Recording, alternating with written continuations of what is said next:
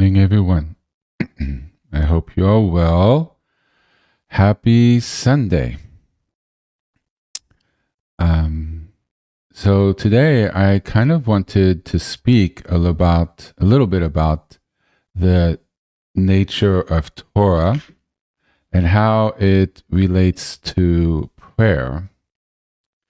So why don't we just take a moment? I don't want to speak too much, but I have some notes because I wanted to lay out a clear framework on how Torah and prayer, how prayer is linked directly to Torah.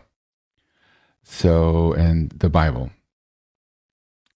So maybe we shouldn't be quite in front of our meditation space and maybe move to somewhere seated down. I don't want to talk too much about this. So I'm going to skip over portions of my notes and go back to it in a couple days or next week. So I need to take a moment. A headache has just set on at the wrong moment before I want to teach. So I'm going to try to calm that down so I can give a good presentation. So people could come in and sort of align, and I'm going to take a moment and we could all sort of center ourselves.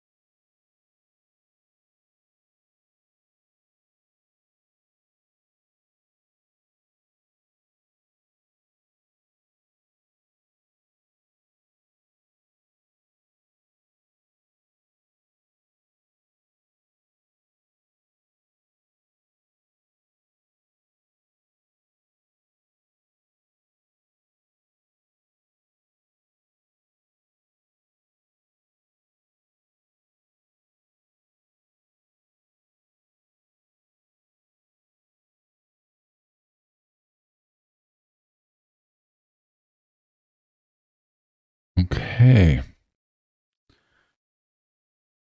Oof.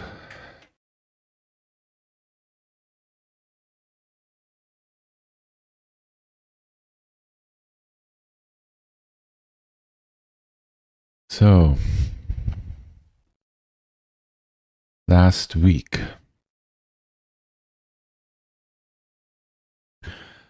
Last week, we discussed about returning to our alignment. That this period of the month of Elul and returning to God, the period of Selichot, which the Sephardic people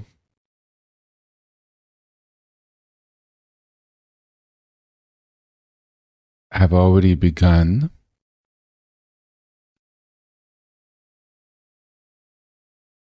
and for the Ashkenazi Jews begins in 8 days, officially, sort of beginning the period leading up to Rosh Hashanah, which is on the 23rd of September. And I'm not going to get into that during this talk. What I really want to focus is this returning to our alignment, which I discussed, with God, begins a period of repair.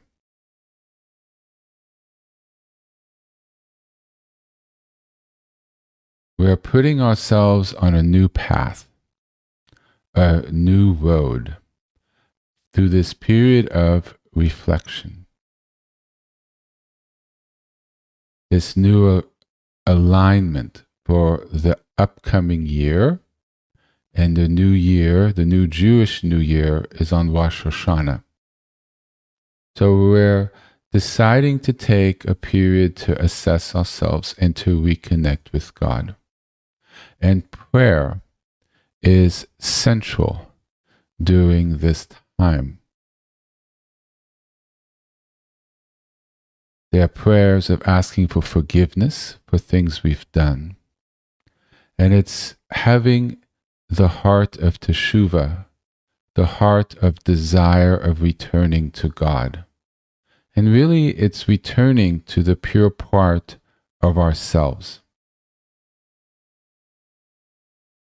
It's not only about having a sense of guilt or sin, feeling that we were sinful, but it's really about having the possibility to renew ourselves.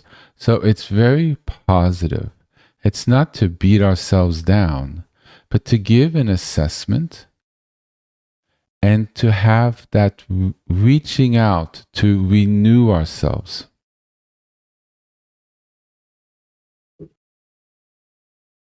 Selichot nearly means forgiveness. It's a season to return.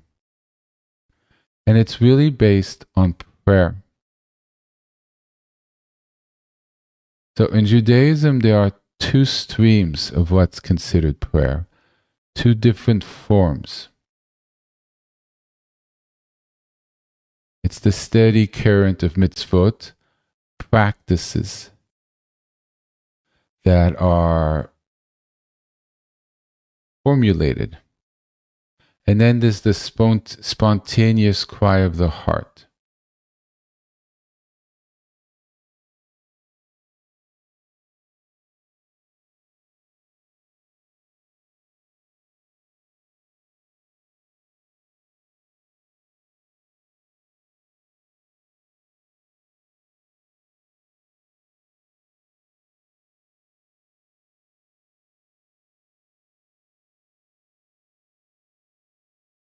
During the period of Selichot, we focus on the 13 attributes of mercy that God has. And I discussed them last year, and I will discuss them again this year. But God basically comes to the sense that God forgives our errors, and He cleanses us, and He's compassionate and merciful and gracious. And it's on that bedrock that we can undergo a period of realignment, of redirection, and leave what was done in the past behind us and really focus on going forward, because there is that possibility of renewal based on there being that mercy. Otherwise, there really would be no opportunity to renew ourselves because there's not that sort of open door that's available. Yes, does that make sense? So, in Judaism, there are active ways of binding ourselves to God, to have prayer through action. So, the observing of these things is itself a form of prayer, because the act of obedience to do them embodies a devotion without words. So classically, it's Shabbat, study of Torah, honoring one's parents, giving charity, observing the dietary laws, like not eating pork or shellfish, daily prayers like the Shema, giving blessings before and after eating, acts of loving kindness. It's a lived expression of faith, like lighting candles on sunset to begin the Shabbat, the holy day of observance, which is Saturday. Well, it starts on Friday night, goes through Saturday evening. So it's a setting aside a time to open sacred texts, to be amongst family, not to work, not to use electronics, depending on how far one keeps Shabbat. And by this, we maintain our sense of covenant. It's a form of prayer in action.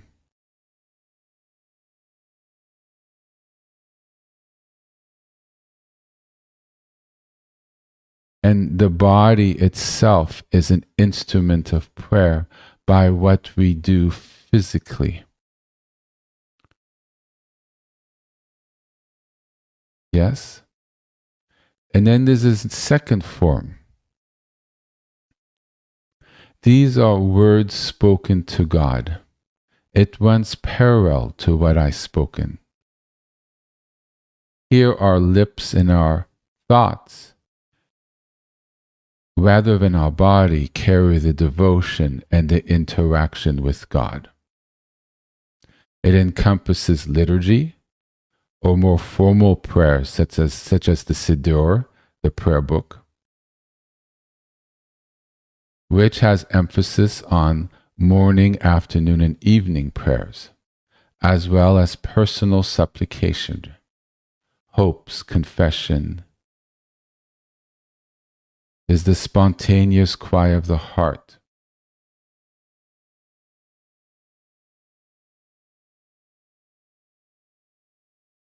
So the prophets, the Psalms, the Torah testify to this mode of prayer, where the human voice arises as music, argument, lament.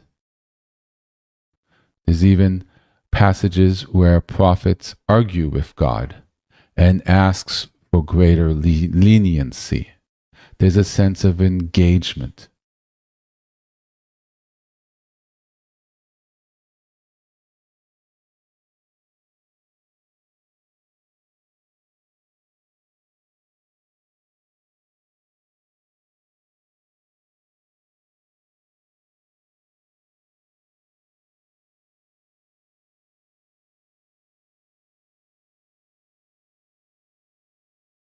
So there's these two streams: to follow the mitzvot of what we're asked to do without prayer risks being a little too mechanical. Doing it, but there isn't a sort of informal, heartfelt engagement. It becomes more rote. And then too much prayer without the actions of a formal structure risks being too abstract. prayer without grounding, without being rooted, without following the guidance, keeping the holy day holy, the seventh day, which in Judaism, the seventh day falls on Saturday. And so you're not keeping with one's obligation. It's really a marriage of both, in my opinion. And also in the in the opinion of famous scholars like Rambam.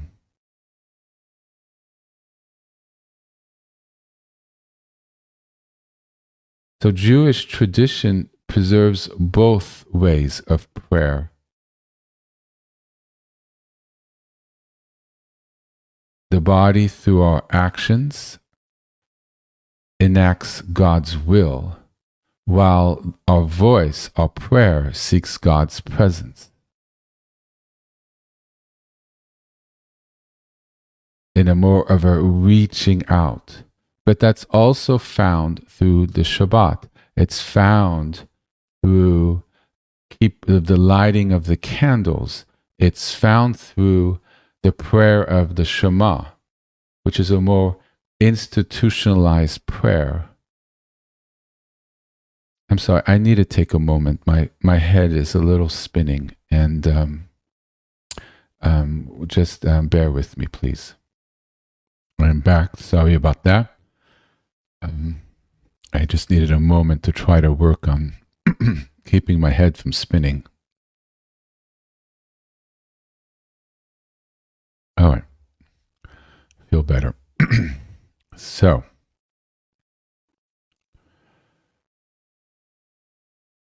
I have to be grounded when I teach, otherwise I feel better. I just need a moment to kind of ground. I don't want to continue pushing through and it doesn't come out the way I want it to. And this is a very important teaching. So, and next week we are speaking about something else, and I don't have an extra week to just kind of bump this forward.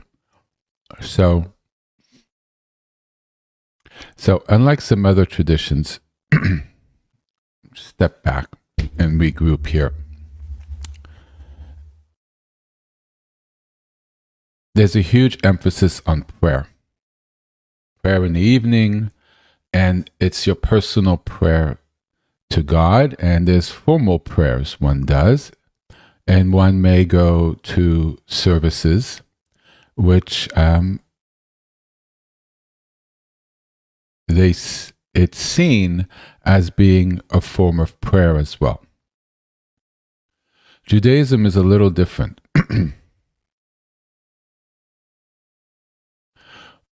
Prayer can be an action. So not eating certain foods that are not which are considered not kosher is a form of prayer, because you're entering and remaining in covenant with God. By the act of obedience is a form of covenant, therefore an enacted prayer and keeping in your alignment. Does that make sense? Going to Shabbat, keeping the holy day holy, the seventh day, is a form of prayer through action by being obedient. You remain in covenant, remain in alignment, and when you're in alignment, it is a lived prayer because one is in alignment with the Shekhinah. I spoke a little bit about that last week, okay? Now, whether it's formally the last two steps I mentioned, I'm not sure. I would need to research. But basically, that's the gist of it. Studying Torah. By doing so, it's an act of prayer. Study is an act of prayer, but also keeping to the mitzvot of studying Torah is considered an act of prayer. Now, these are not from the Ten Commandments. These are rules, which scholars have laid out as what one needs to do to be in keeping with the commandments and to be in good standing with God. So these are prayer through action. Now, going to Friday evening services to begin the Shabbat and the lighting of the Shabbat candles, right, which everyone's seen in films, is done there communally, or it could be done at home. But then there are prayers that are institutionalized during the Shabbat service where one actually prays. But keeping the holy day holy on its own is considered to be a form of prayer. Prayer in action. Okay? So this is sort of it's a little different from other religions that I've studied. And so I kind of wanted to mention that stream. And this is a little bit of what we're going to be discussing going forward here.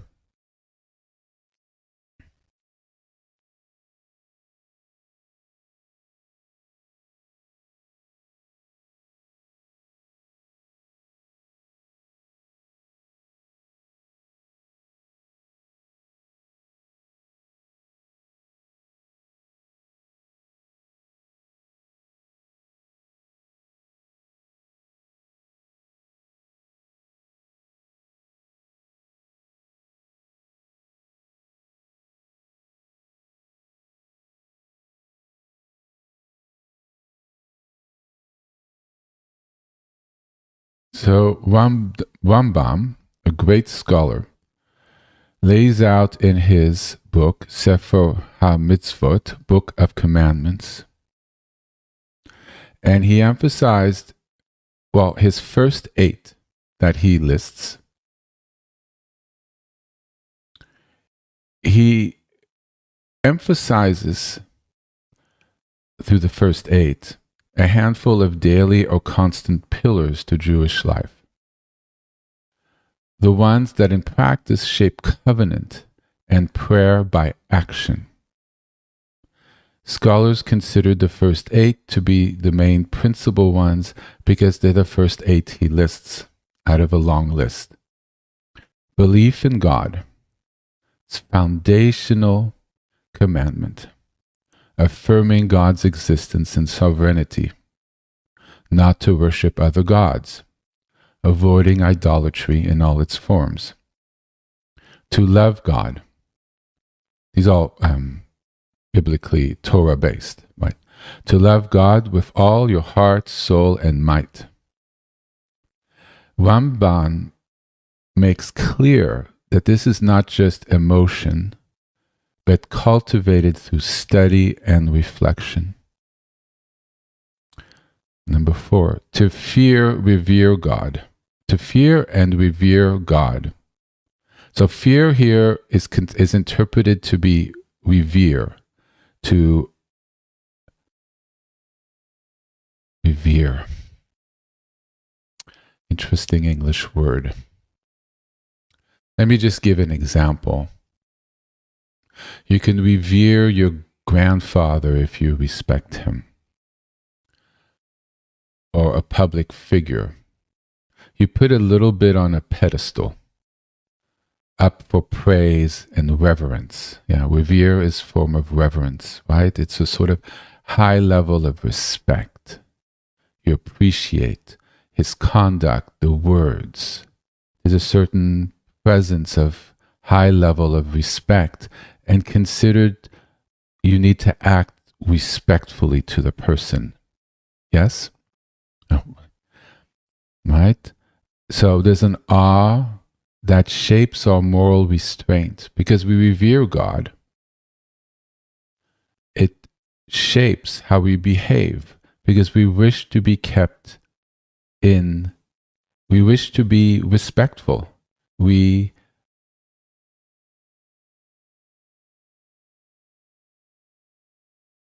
have an appreciation and a devotion, and we wish to behave in a way that God would find to be suitable. So one reveres one's parents, therefore you're not a bad boy or girl. Okay? Number 5, to study, which HP Shalom clearly is all about as well. It's prayer, energy, but also the mind. Study, understanding, logic, knowing right from wrong from an intellectual perspective, and then also learning to tap into it from an energetic, emotional perspective, which is also what I teach. Study is critical. You can't be ignorant because you can be misled or a wind of emotion, and off you go and you think you're correct. And you don't have your mind saying, whoa, whoa, whoa, this is against every single text. This is really not right. And that alarm goes off and be like, whoa, I feel like to do this. But your mind's like, no. Right? And so it's important. It's mind and heart.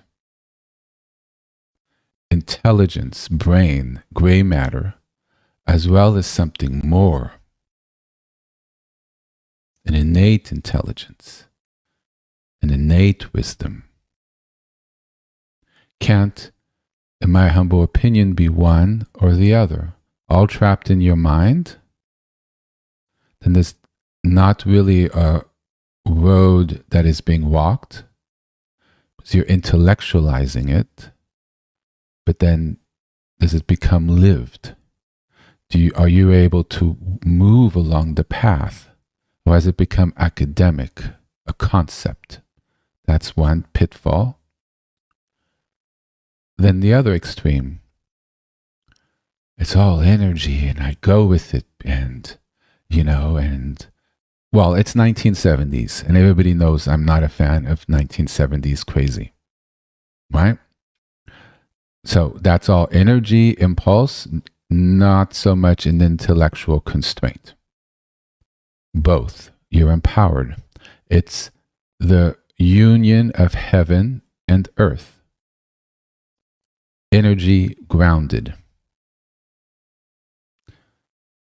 Wisdom, beauty, concepts, earth reality. Yes? God, heaven, earth, man, woman, human beings.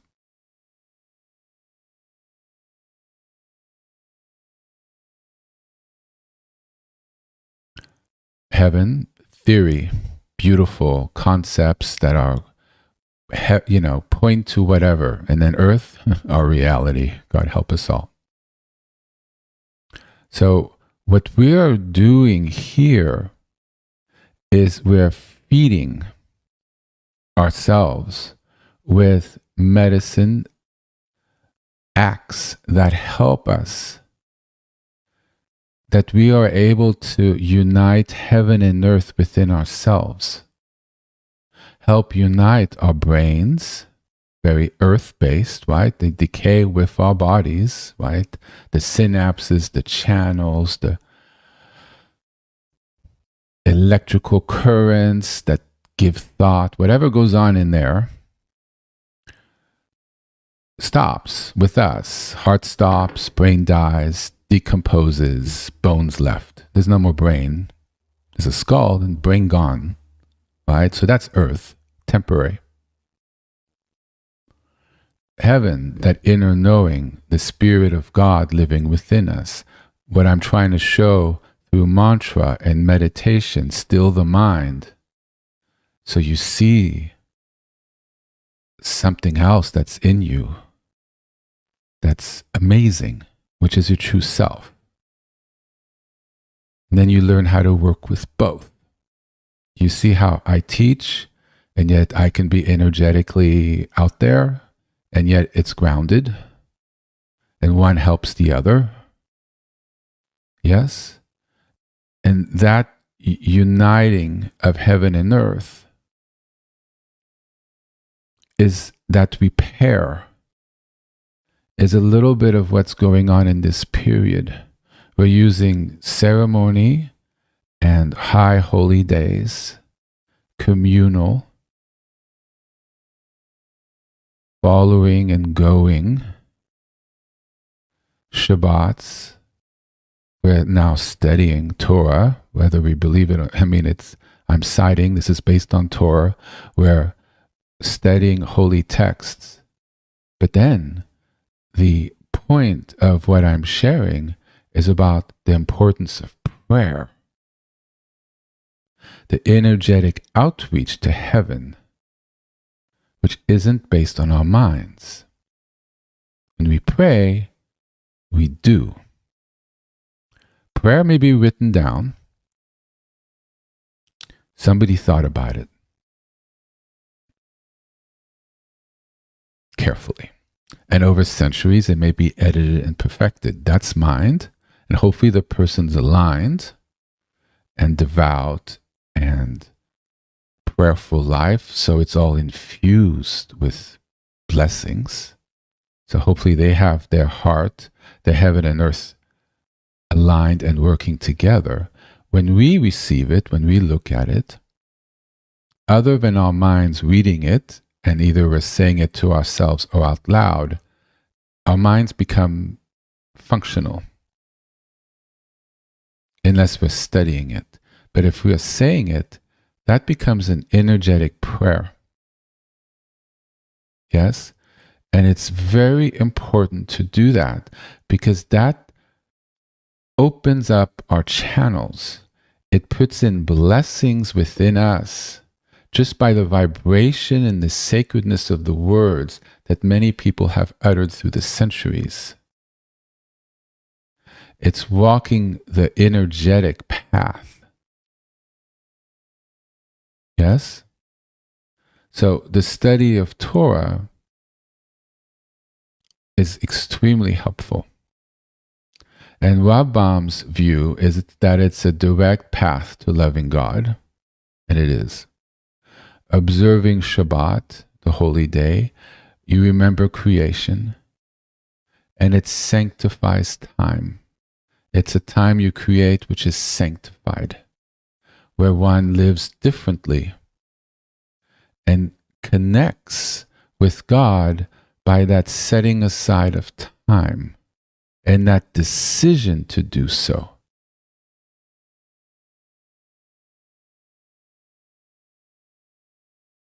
And then the last two, you recite the Shema, which is what we do before we start praying. And the eighth is outright praying.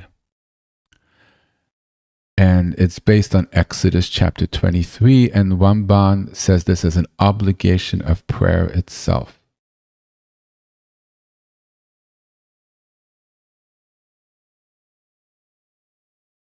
Rambam stresses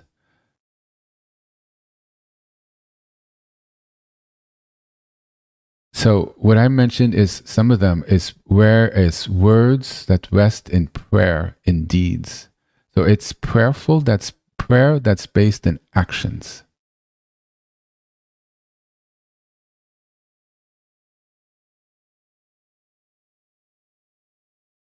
He says in his commandment number 5 that avoda, service of God, includes prayer. And Rambam says very clearly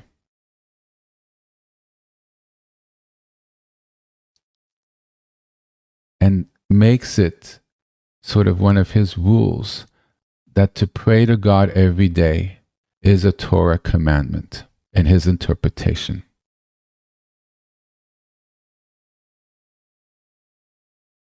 He says that actual verbal prayer, tefillah, is itself a mitzvah from the Torah, rooted in verses like, and you shall serve the Lord your God, Exodus 23, verse 25, and to serve him with all your heart, Deuteronomy chapter 11, verse 13, which many sages have interpreted as prayer.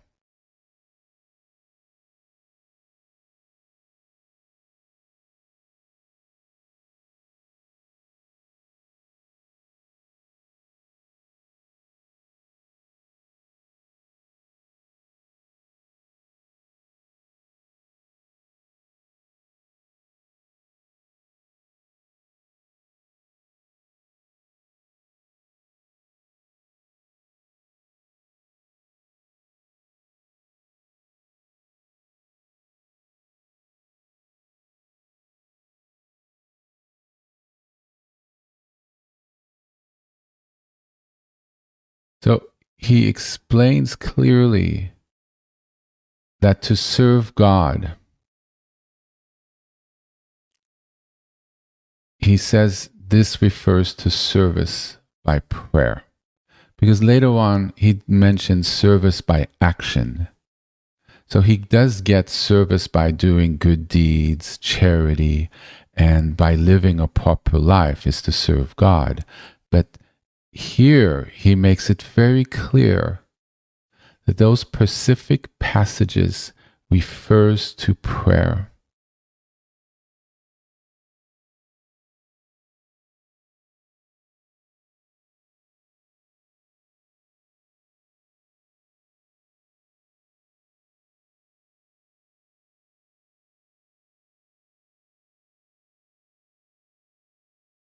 I'm skipping through notes because I don't want to speak too much.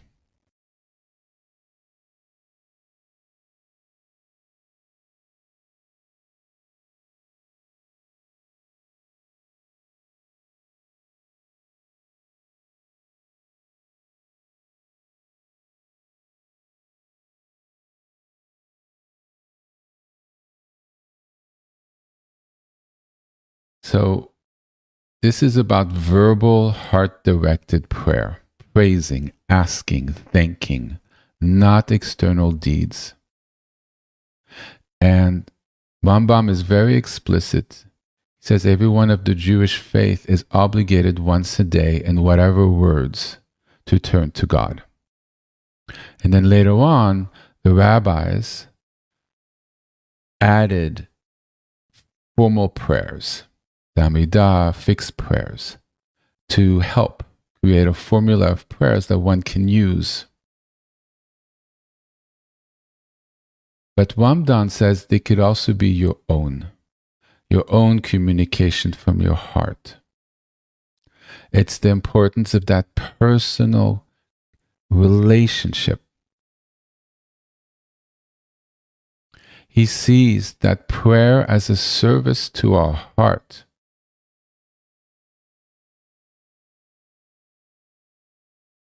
He says that there's two separate mitzvot. One external, how we act, how we live, charity and kindness and service to the world.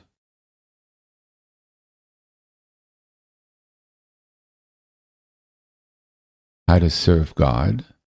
But it's also about how do we serve ourselves, our heart, our core. One is external, and the other one focuses internally. And both are holy, and both are needed.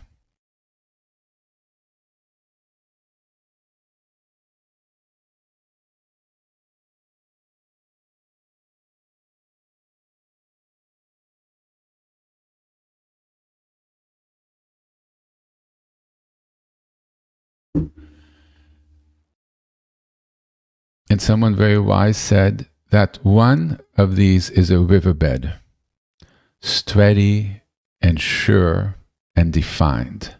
A riverbed is where a river runs. So it's kind of the rocks and everything that holds a river, and the waters flowing in the riverbed. Does that make sense? So it's the container of the river, the bed of the river, riverbed, right? So one of these, the prayer through action, the prayer through you do this, you don't do that, this period in time you're setting aside, study the Torah, very defined through a physical action, setting aside the decision, is the riverbed. It's a container. And it's steady, it's sure, it's defined, you know what to do. The stream is what dances above it.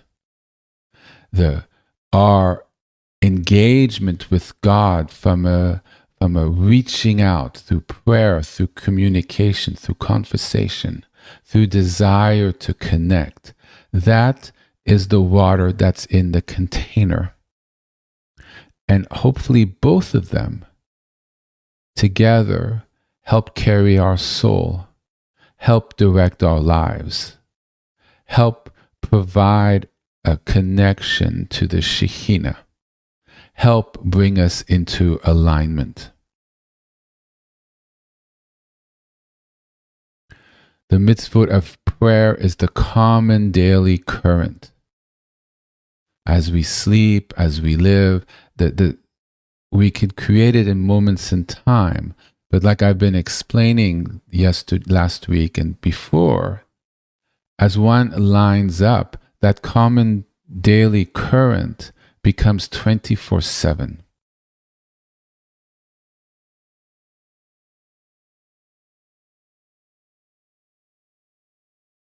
Yes?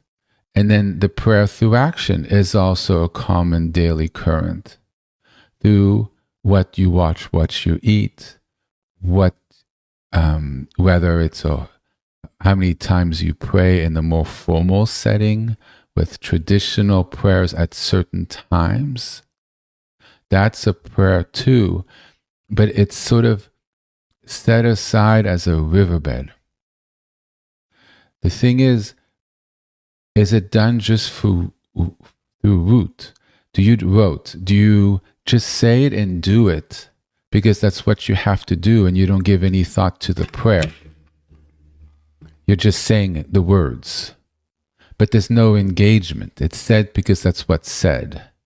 Or, like we're doing with the Mishaberha, right? We are entering into the energy of the music. So this very famous and beautiful prayer, and this is a version of it, sort of adapted into song, becomes a lived outreach of the prayer. Why I choose it is because they're engaged in it. It's not merely reciting the words. It's connecting to what the words mean. And hopefully, I ask people to sing it because that way they can connect with the current through their voice and their heart. And that's a prayer.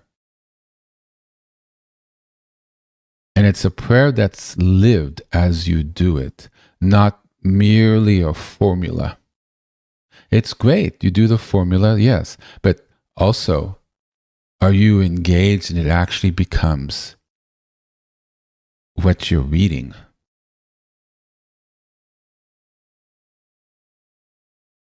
So a prayer through action helps structure a community. It brings people together. It structures a rhythm. It structures something that's communal between different groups that might have been spread across the world.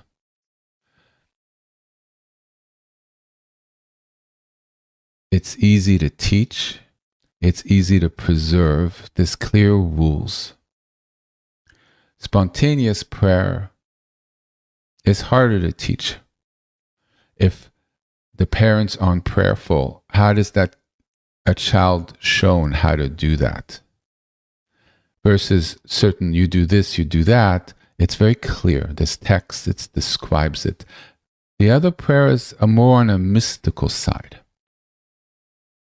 And if you rely just on that, a tradition can be lost because there's not a structure to house it. Just water without the riverbed, floods everywhere. And then next thing you know, you've incorporated things from other religions, and the ones that you came from kind of gets diluted and lost over time. But having that riverbed creates a container on which everything else rests. You see? So there's really these two things going on at the same time, and they're complementary. Both are important, in my opinion.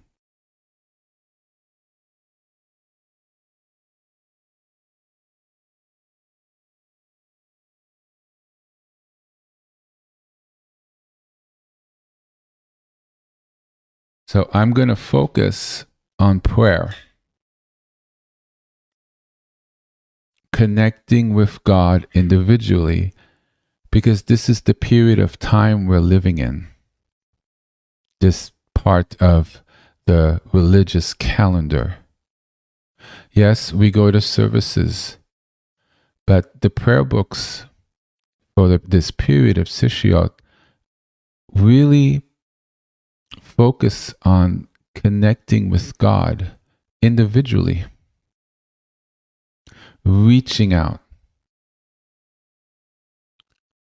And it has a very, very deep biblical anchor to it, which is sometimes a little bit not as focused upon. And so I wanted to really anchor it today. So I'm going to cite certain things just to make it very clear. So in Genesis, I'm not going to give the exact passages, just save some time. At that time, man began to call upon the name of the Lord. It's one of the earliest verses showing us humans praying to God directly. So it's personal. Abraham pleads with God on keeping him from sweeping away the wicked.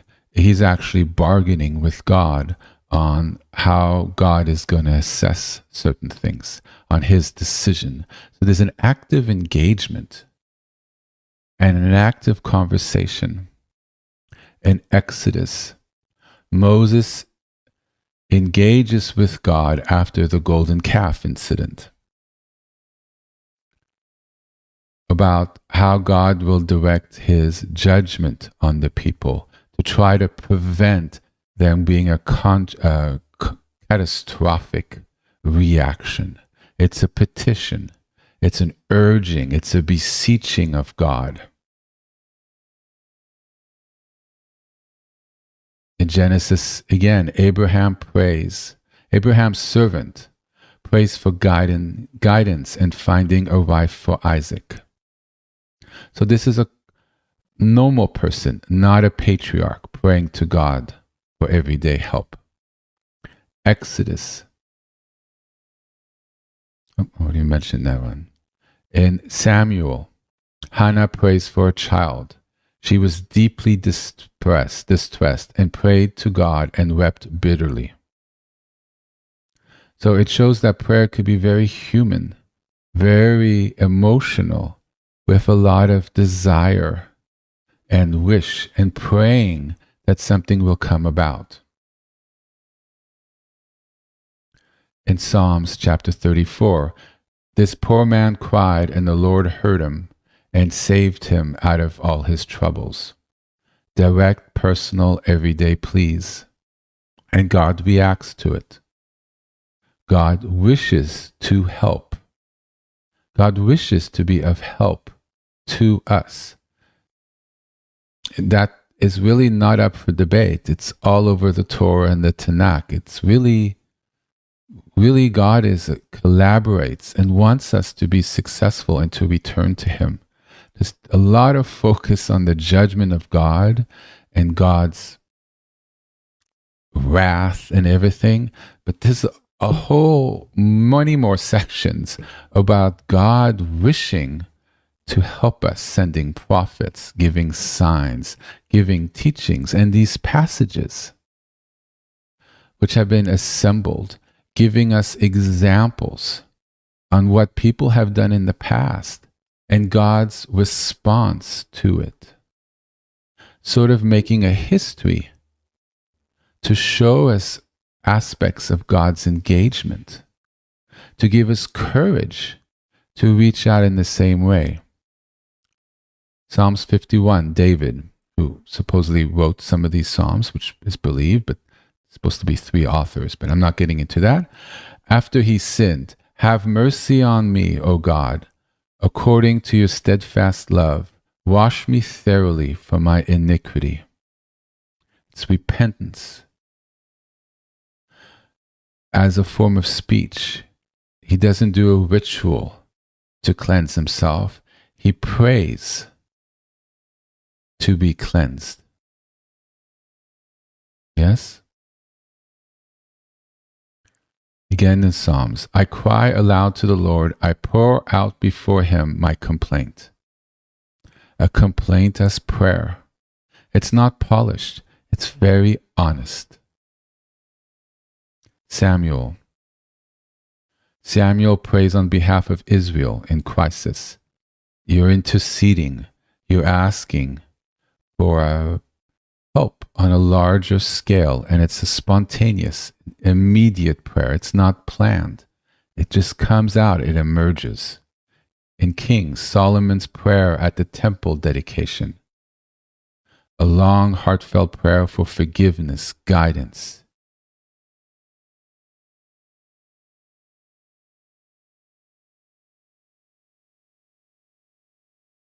In Chronicles, King Josiah leads the people in prayer. We do not know what to do, but our eyes are on you. It shows a dependence on God, and the prayer is communal for God to help guide us. Later on, Josiah gathers the people to pray for deliverance. Ezra, oh my God, I am too ashamed and disgraced to lift up my face to you. He prays about his brokenness in ordinary human emotion.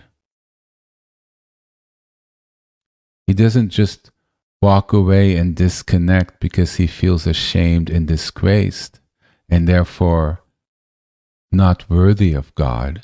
He brings that to God. He engages with where he's at with God. These aren't like prettied up little things. This is raw human reality. It's an honest communication with where you are. But by engaging, one can open up the situation and find repair. One can ask for repair. One can just say, I don't know where to go with this. I'm so angry at you. Well, that's a prayer.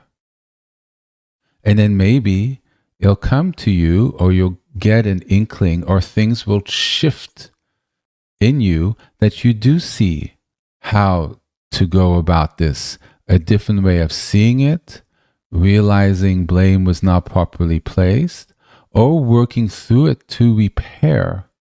But that engagement occurs. You see? This is why the water above the riverbed is really the life of the riverbed. Otherwise, the riverbed is dry. And with time will erode away. The riverbed grows and grows deeper with the prayer that goes through it. The prayer deepens it, makes the river more alive. The flow is greater. It's almost like the Shekhinah. You go through something, you're really not engaged. Okay, you do it, that's wonderful. It's there and it helps. But you engage it fully. You put your energy, your thoughts, your love, your prayers in it. That riverbed, that container that's essential, becomes alive. The river can be seen like the Shekhinah flowing. The greater the prayer, the greater the repair, the greater the engagement, the greater the flow of the Shekhinah. The riverbed can be considered like the nadis, the energy currents that are all over the body. They say there's like 72,000. That's next week, we'll discuss that. But that's the riverbed. Almost see it like your nerves. Actually, I probably think they're one and the same, but I'm not going into that right now. So see it as sort of your nerves, right? Big nerves and then small little ones, right to the end of the fingertips. This is why we can feel things in our body. No nerves, nerve damage, you're numb, right? So there's an impulse, this life, this energy going through it.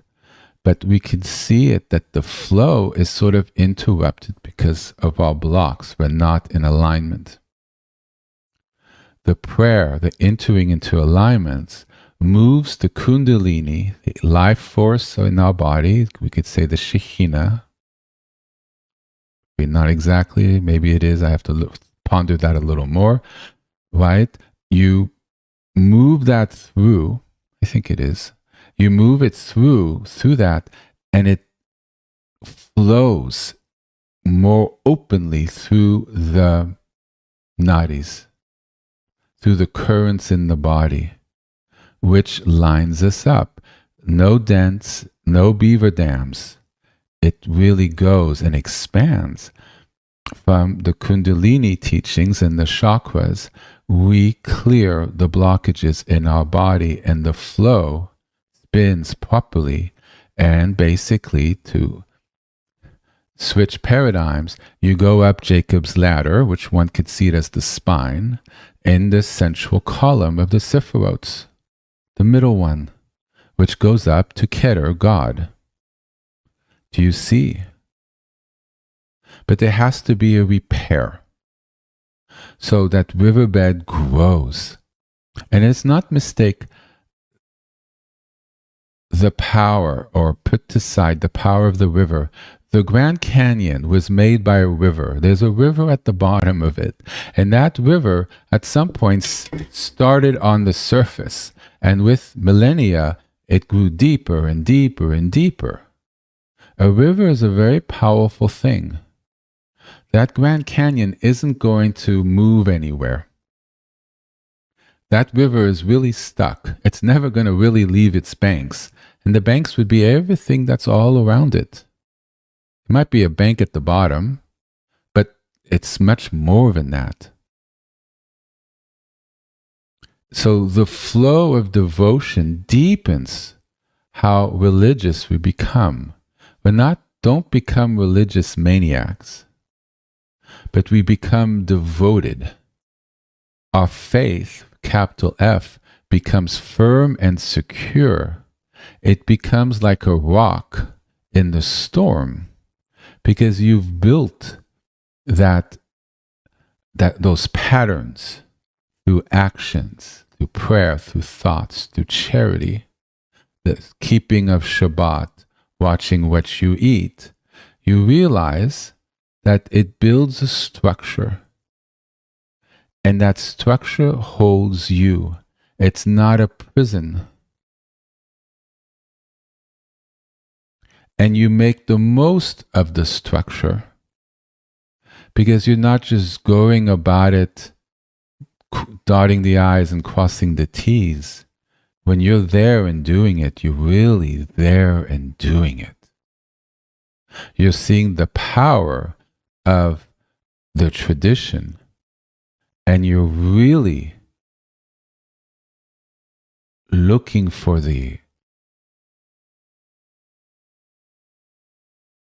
you're reaching for the mystical aspect, that engagement, that sparkle. Just lighting the candles of Shabbat is not just putting up a candle and then there we are.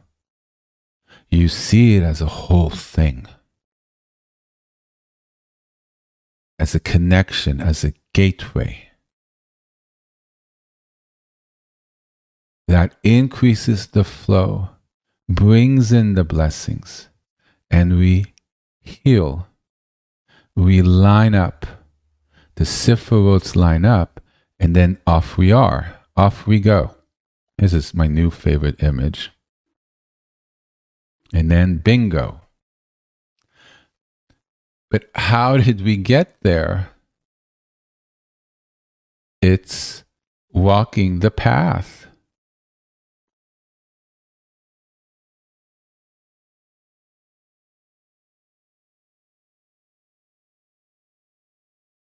That's the path. It's also the path of clearing our bodies. 1 second. I don't know where I'm going with what I'm saying, but here.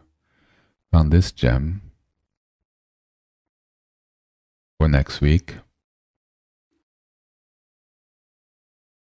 Mm-hmm.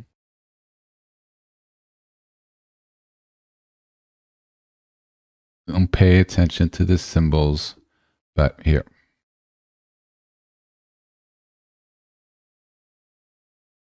These like the sensual ones, masculine, what's feminine. Do you see masculine red, feminine white? Do you see well, I'm not getting into the teaching of what all these means, but do you understand? So when it flows properly through the cycle of constraint and openness, lunar, solar, and things flow, we go up and you see the third eye in the purple, and then you have white above. It's the proper flow. And how do you get there? He's in a meditation posture. He's aligned, showing alignment, being in the flow, equilibrialized. The meditation posture itself is to have a connection with wisdom, with God. Some of these religions are deistic. They do have a God, just a different one. It's seen as connecting. And in some, there's no God in it. But the wisdom, higher wisdom, more divine wisdom, it's symbolized by this.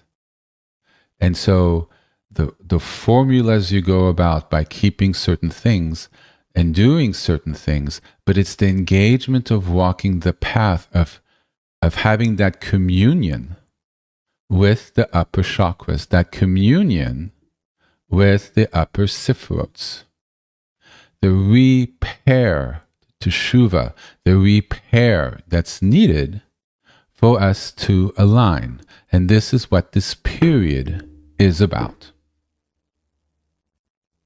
It's a dedicated period in this year where we do that work. And it can be a little work. It's not like, Disneyland. An assessment, good, bad, and a deciding to, okay, here's where I need to change, or I need to pray a little more. Or I need to realize why I behave certain ways and change that because it's not good. It's essential on the path because unlike a riverbed is stuck, this is a different analogy of a riverbed, so we're switching to something else. Riverbed's very stuck. Grand Canyon ain't going anywhere. It may alter a little bit, but it's not going anywhere. It's very deep. That's what I call locked in. Really not much you can do. There's no awareness that there's anything different. Doesn't even see the ground above. It's there and not going. But for most of us, by doing the repair, we're altering our riverbed. We realize we're not only stuck on the 101 freeway. We don't have blinders on like horses. They have blinders so they don't see things to the side. They're focused. They don't know anything else but where they're directed. When we do the repair and we look and we engage, we start seeing the exits. We start seeing the transfer to different freeways. We see the off-ramp that goes above the freeway and goes back in, heading you in the opposite direction because you're not headed anywhere you want to go and you realize the right direction is behind you. So you do a 180 and you turn back. That's altering your riverbed. And like I've said many times, no one is that far gone that there's not the opportunity for repair, repentance, and a decision to do better. And God has infinite mercy and compassion that is greater than what we conceive of as human beings. And this is why the 13 attributes of grace and mercy are discussed during this period, which I discussed last year and I will discuss again in a week or two, because it gives us that our prayers will be heard, that there is the opportunity of change, that it's not wasted time that's just going to be rejected outright. So why bother? It is worth our time and effort to bother, to engage. I teach prayer. I teach other things. Others teach the structure.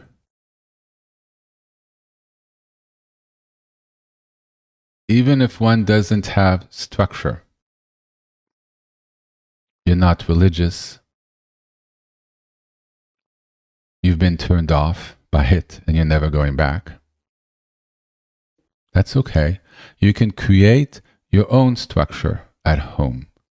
Create what works for you and make it your structure. Give yourself certain things that you do for yourself that provides that container that holds and maintains you, that prayer life can fit in with. Could be one day a week where you spend a little more time with God, reading, praying, studying. Could be a little bit every day. It could be throughout the day when you think of it. It's making your relationship and your life more meaningful because you're aspiring to better yourself. I honestly feel that one of the purposes in life, not the greatest one, is to improve ourselves. And if you're religious, you would say, I improve myself to grow closer to God. And my whole life is the journey back to God. There's family, there's work, there's everything else that goes on with a human life. But the main purpose is to evolve, to go up the Sefirot, to go up the chakras. And it's not that we go up the chakras, so I throw in a little chakra teaching. It's the energy always flows up the chakras. There is always something going to the top. Otherwise, we really wouldn't live. Where is it? But where is the main block? Where are you stuck? From what frequency do you live? The bottom chakra, more survival base, very aggressive, competitive, wanting more. Each one has their thing, and you see where people kind of are stuck. And that's sort of where you're stuck.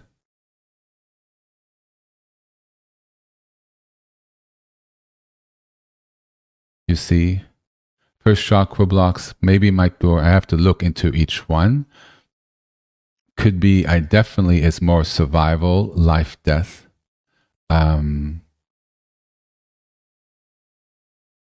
It's more of a existential thing. Each one has their issues, but there's always a flow. And as it unlocks, there's a balance.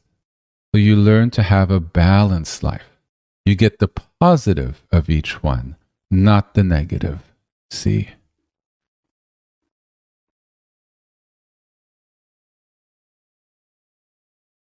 You get the positives of each Sefirot, not their imbalance. And I think that's the purpose of life, to reunite. The repair isn't just for the sake of repair.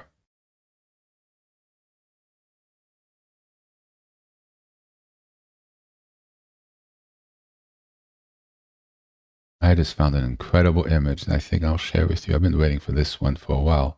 But first, I'm going to share this one.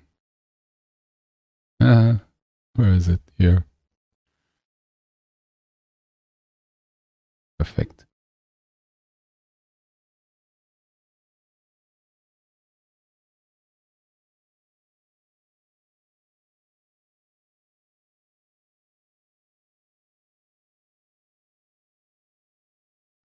the person reaching out, and then you see the person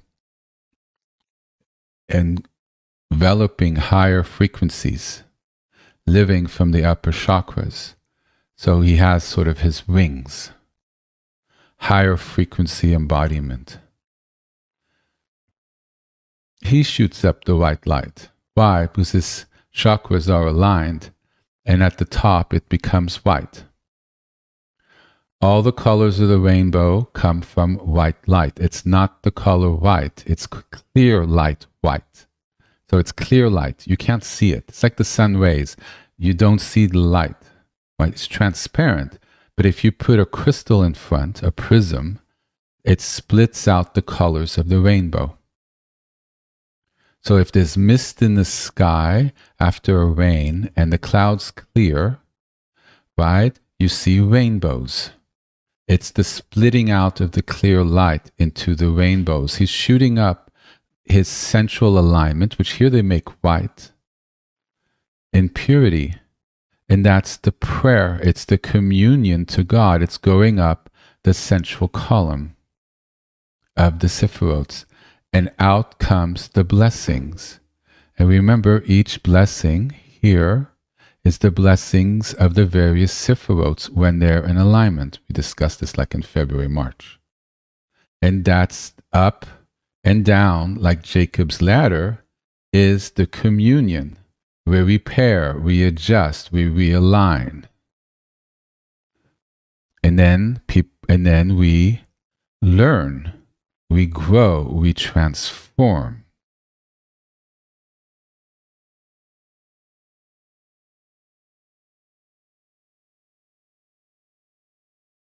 We walk up, the angels, the blessings, the Shekhinah comes down. It's the golden ladder. The ladder is our spine. We go up, the blessings come down. This is that I really rarely did not see taught. So when it happened to me, I was shocked. You go up,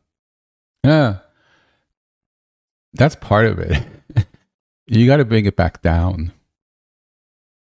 It's not just shooting up, it's embodying it.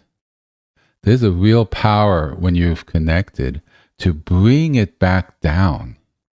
You've connected with heaven. Wonderful. Beautiful. Mystics have connected with heaven, and they live in caves. And you know what? Great. Clairvoyant. But they don't really do a lot of good, and they're really not living in a real world scenario. They're out there. They're gone. They're here, but they're gone. It's bringing that wisdom and alignment back down into your life. So it's embodied in your speech, actions, your heart, your care. Embodied in the essence of your energy. And it gives you and heals you with physical life, because the imbalances that might cause heart attacks or cancers are removed. You see?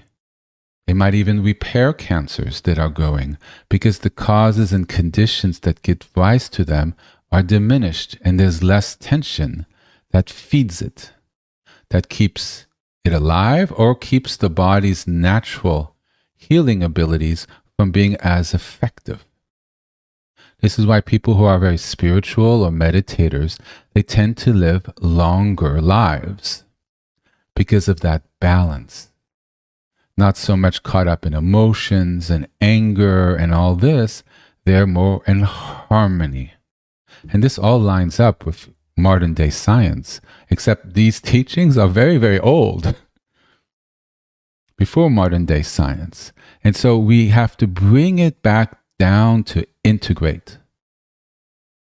And so there's that repair and also the desire to become more and more of an Emmanuel, because that's the integration.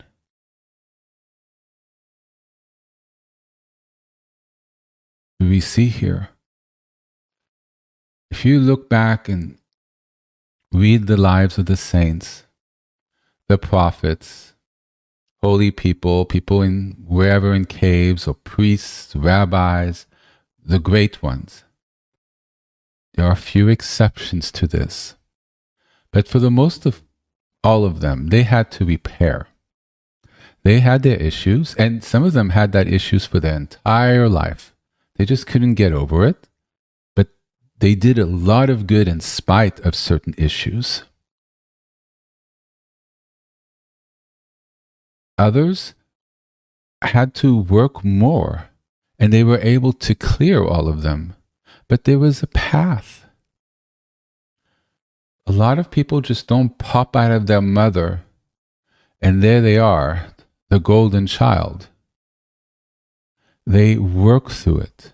They struggle through it. They bleed through it. But look where they are at the end. They've found fulfillment of their potential in this lifetime. And I think that is the greatest journey we can do. And it's an inward journey. Clearing our pathways. It's outward, because by doing outward acts, which we want to do, because as we clear inwards, we have the desire to do good. So they feed on each other, but the outward acts clears the inward path. And then as we grow, we want to help others more and more, because that's the desire of the upper chakras, of the upper Sefirot. And then life no longer becomes about us as much. No longer about being super wealthy or having 100 women or men or both and whatever. It becomes something much more intangible. And what makes you happy or sad is not necessarily what makes others happy or sad. You're living in a different frequency of embodiment. You perceive things different. Things that normally previously made sense to you no longer make sense, and you can't remember how you used to think about them. It's no longer in your reality anymore. And it's not that you lose touch with solid ground. It's that you've evolved to something that's grounded, but is not as common. So when people look at you, they think you're a little crazy, but you aren't. Because everybody would be like that if they all sort of did their work and cleared a little bit. Do you see? Repair is essential. You do enough repair, you get to a place.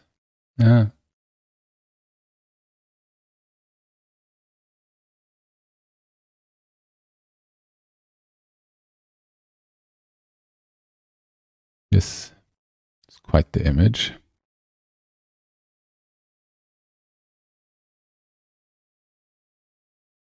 I love powerful images.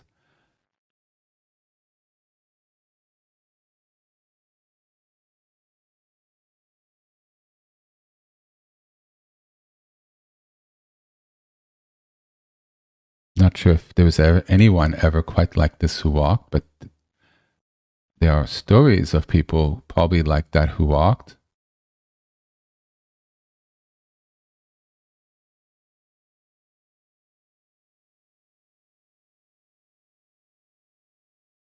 Garden of Eden. Those people in heaven probably are. It's an alignment. It's a complete alignment to the perfection that's embodied, has a human body. And that person has a personality. I found how to zoom in. It was so easy, yet in front of me, yet I didn't see it. Oh.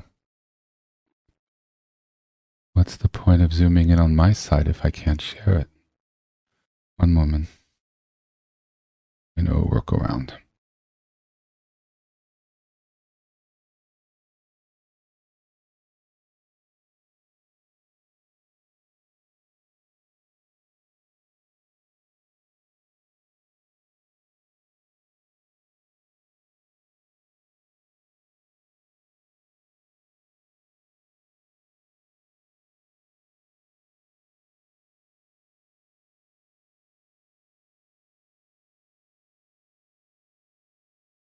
That's odd. One moment.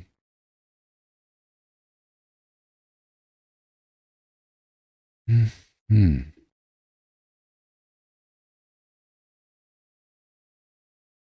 Oh, there you go.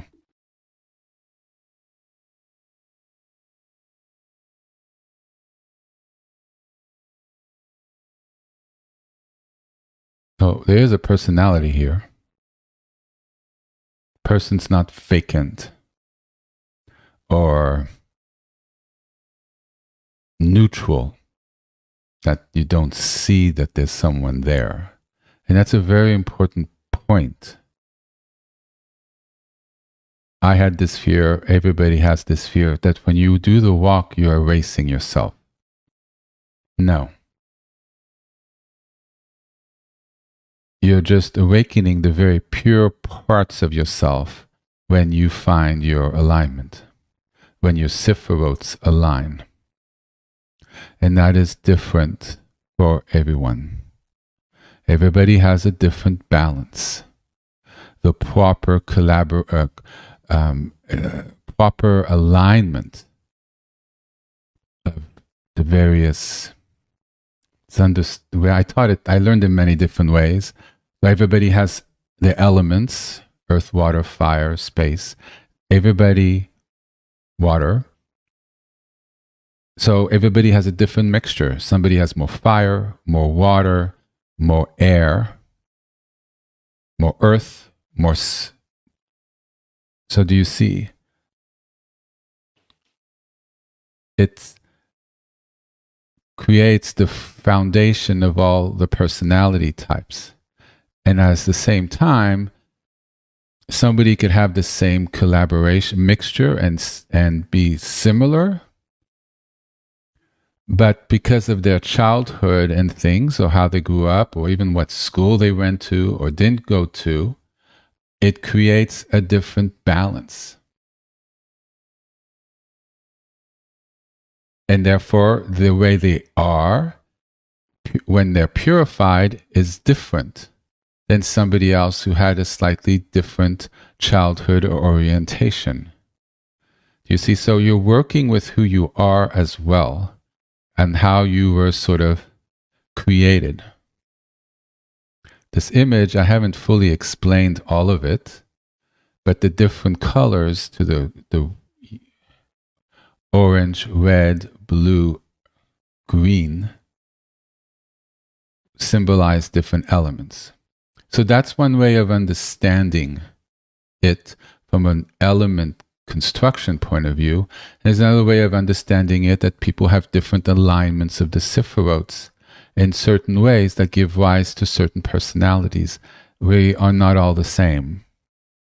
And when we do our work, we are not erasing ourselves at all. There's a great fear, and sometimes it feels that way. We're like, oh, I'm changing. What's me? Who am I exactly? That's part of the investigation that we go through. But it doesn't mean that we're nothing. Because we're the children of God, and God made us in His image. So we have a lot of possibility in us. Trying to find the image. Now they all.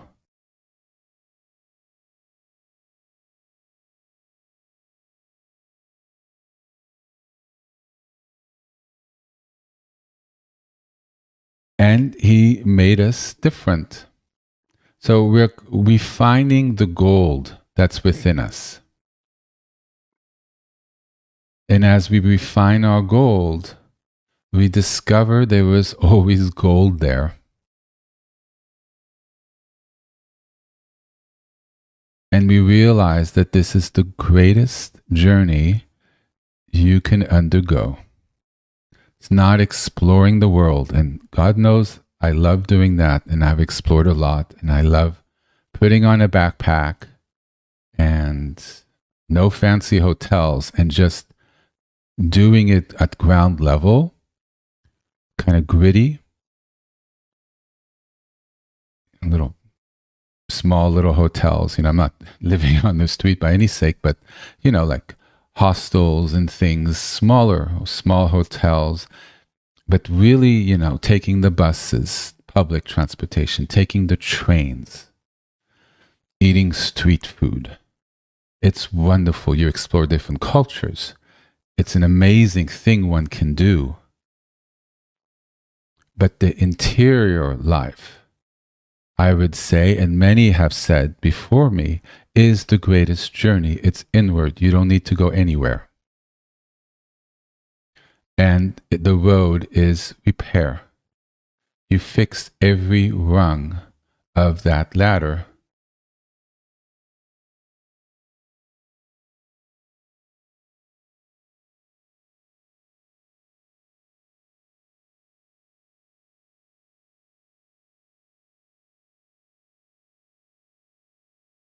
So in the Psalms, the poor man cried and the Lord heard him.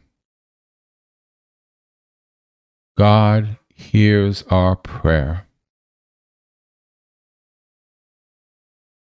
He is like the good father. He wants us to make that phone call. He wants us to say hello.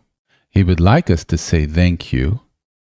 He would not like us to only call when we need something. But at the same time, he wants us to call if we need something. And the good father is understanding if the child only calls when they need something. Because that's love.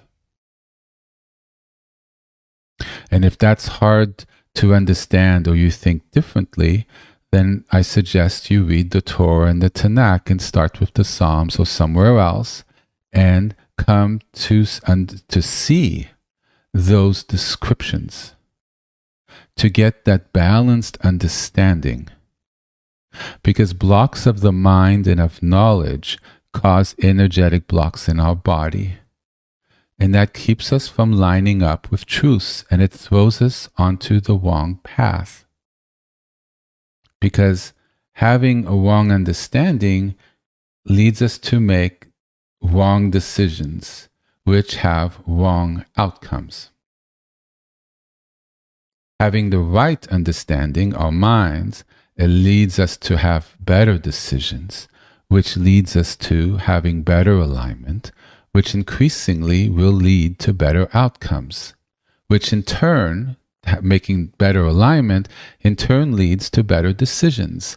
And you're on the upward movement up the spiral, and you're opening the flow to the Shekhinah and alignment, clearing, aligning up, and moving up the chakras or the Sefirot, as opposed to tightening, and it's being reinforced downwards. And then everything gets into more and more unbalance.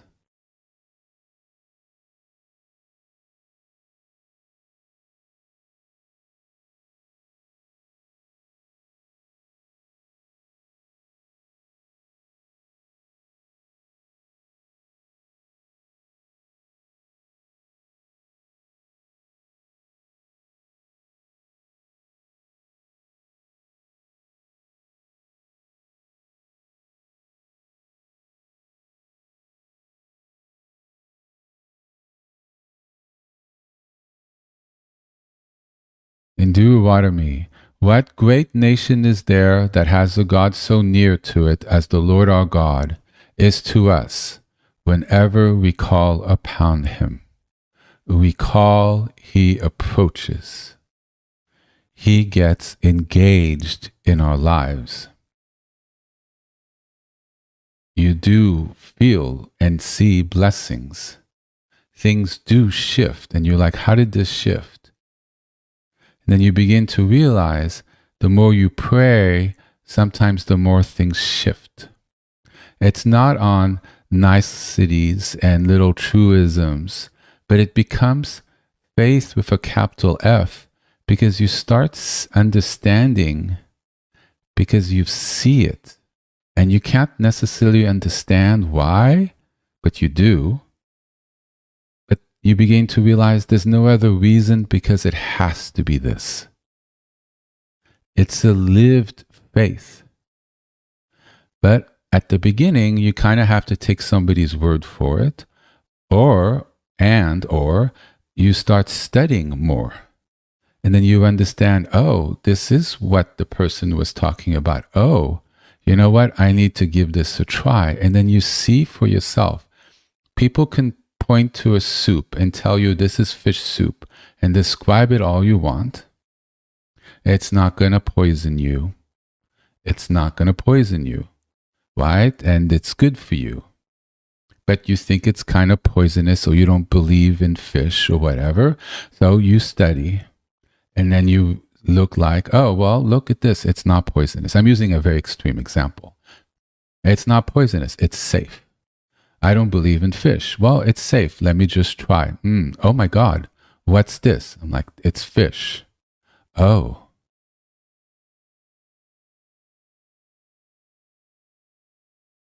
Then things shift for you. So it's not reckless. It's intelligent.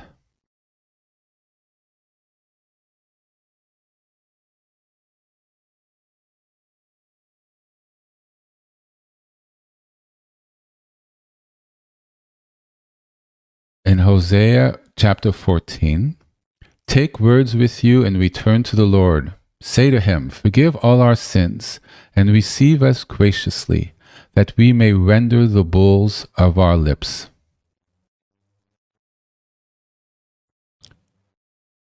What it's saying at the end, we will repay bulls with our lips. And it's been taken to mean, even though this was a prophecy, that when the age of animal sacrifices ended, 170 AD, but back then all religions did that. Horrific, but everybody did that. There was seen that you could move from having to do physical sacrifices of animals to making it with words of prayer, confession, and praise. That prayer can replace physical offerings. The altar becomes our lips and our heart and our intent in that communication. So this prophetic voice from many centuries earlier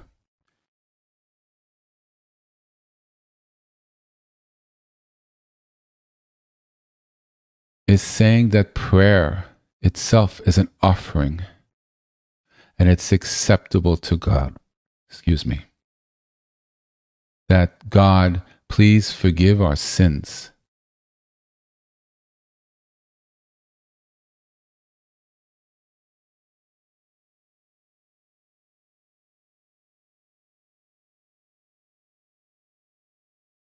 And Rashi and Randak say that this citation means that prayer is not a lesser thing. It was always meant to be an offering in itself. And this is how services in synagogues are anchored as prayers. And the offering is the prayer, the act of praying. And it's essential for this time of year.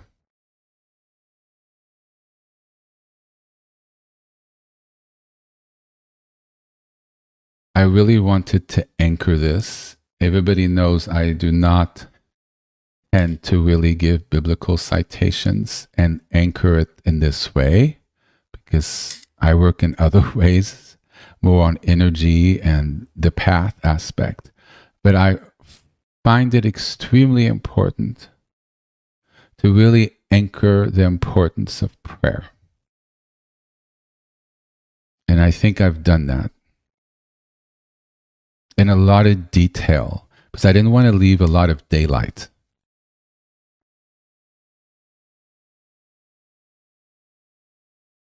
The upper Sefirot are connected to God.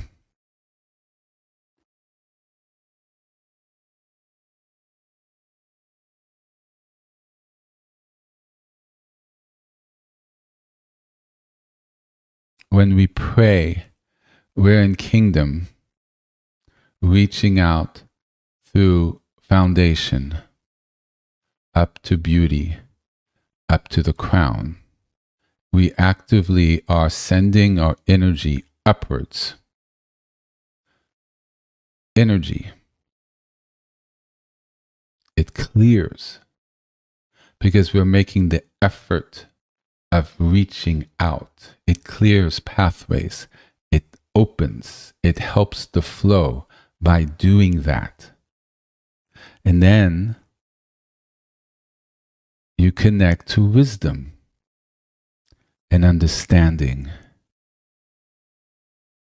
So we can do it by actions. That takes a long time.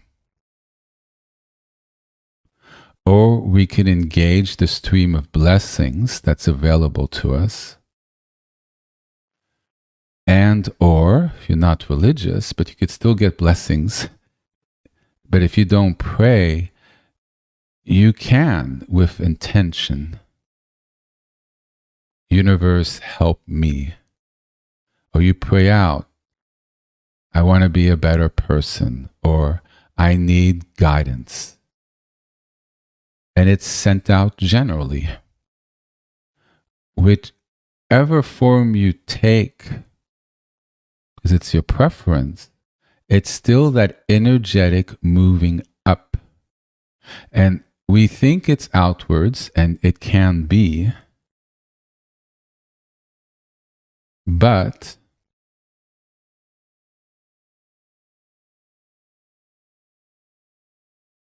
I'm going to find the right image here.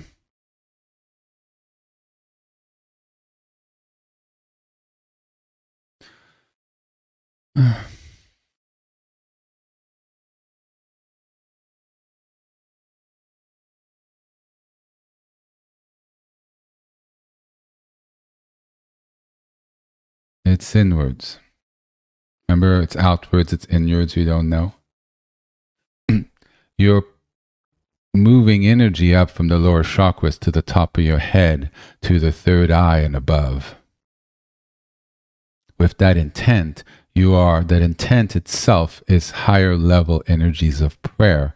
So you're not activating the root chakra with a prayer, you're activating actually the upper chakras. And it could bypass a lot of the blocks you have before. Now, to what extent you have access depends on how much the flow can go up from the lower chakras. So hence somebody who's aligned can really connect in prayer and in wisdom just because they've done their work.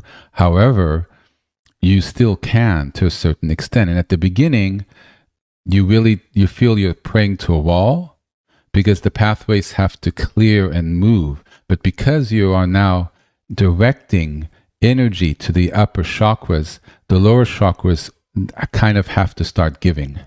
And the energy starts moving up. And as it moves up, it'll clear up there. But a lot of it, which road do you choose to walk?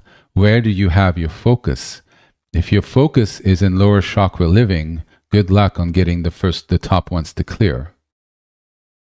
But if your focus is trying to get to upper chakra living, alignment of heart with wisdom and divine guidance, or upper chakras, high frequency guidance if you're not religious, the guidance of the universe, your intent, which I'm saying your desire is important to be at an upper frequency, sort of moves everything up because the higher frequency is above. So if you're stuck on lower ones, you're doing things and your desire is to be higher, the frequency is going to move up because the intent is a higher frequency intent, not the lower. So if it's all about me, there's not a lot of heart chakra. Throat chakra is open because you're probably all about yourself, so you could definitely express that. That's probably blown open. There's no upper, there's no wisdom. That's the purple, and there's no ones above. So the me, and the actions of that really lock you into the lower chakras. But the desire, I me, but I want to be more, and you pray for that, the intent, mental restriction, that mental desire, that stuck riverbed of me, you're now saying, well, I'm here, but I want it to be more like this over here. Just the thought of doing that takes some of the energy from the lower chakras and places it into the upper chakras. So you start now having a split emphasis, and that's the beginning of change. And then suddenly your actions change because your desire changes, because the road you want to go on is different, and therefore the energy replaces itself. And you start walking up, and then the heart engages, because that's compassion. And then you realize, oh, me ain't so good. There's also you too. So it becomes me and you. And it's not only a complete sacrifice to others, like I only live for other people. It's balanced. So you realize you're important too. But you put the right emphasis on it being both. You take into account on how your actions affect others, and also to take care of yourself. So it's balanced, you see. You find and you develop the balance, and suddenly you're no longer living in the lower chakras. The energy passes through it, but you have the balanced aspect of the chakras. It's the good, and then there's the bad. So you start shifting from the bad aspects to the good, as the upper chakras, the heart, the green, and above, start getting more of that energy. And therefore the balance in the good of the lower start becoming more and more obvious. The trick, the challenge, is to move from the energy that tends to be stuck in this world in the lower three chakras to starting to move up more and more to the heart chakra. The diaphragm, the muscle below the lungs, is getting the energy past that. There's a lock from all the wrong motivations and actions in the lower three. We're really trying to help the energy move up to the heart. Once that energy moves up to the heart, it changes how you see your actions that you're doing. You start caring more, and that care frees up and heals the lower three chakras. And then it's just a question of time as the energy keeps moving up, and then suddenly one day you seeing things differently, and even in this more magical way, and you realize that your third eye has turned on. It's the flow. It's repairing the flow of our body. This chart is nothing more than how our body is made from an energetic point of view. Wow, I'm really launching into it. I'm going to stop because we need to pray. But this last image, since I've already gone into what I want to say next week,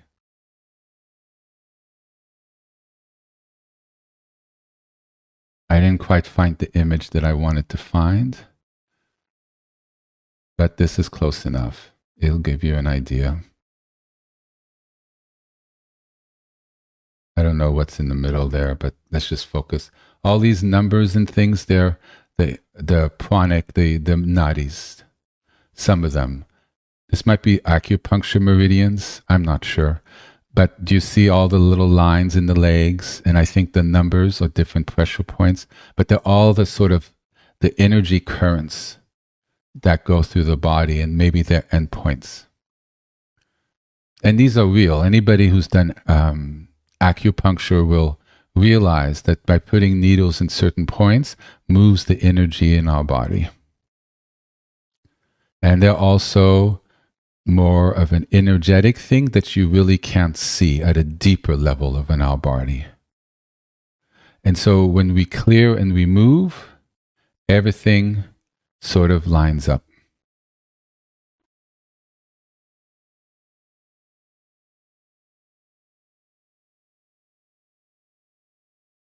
And prayer is essential.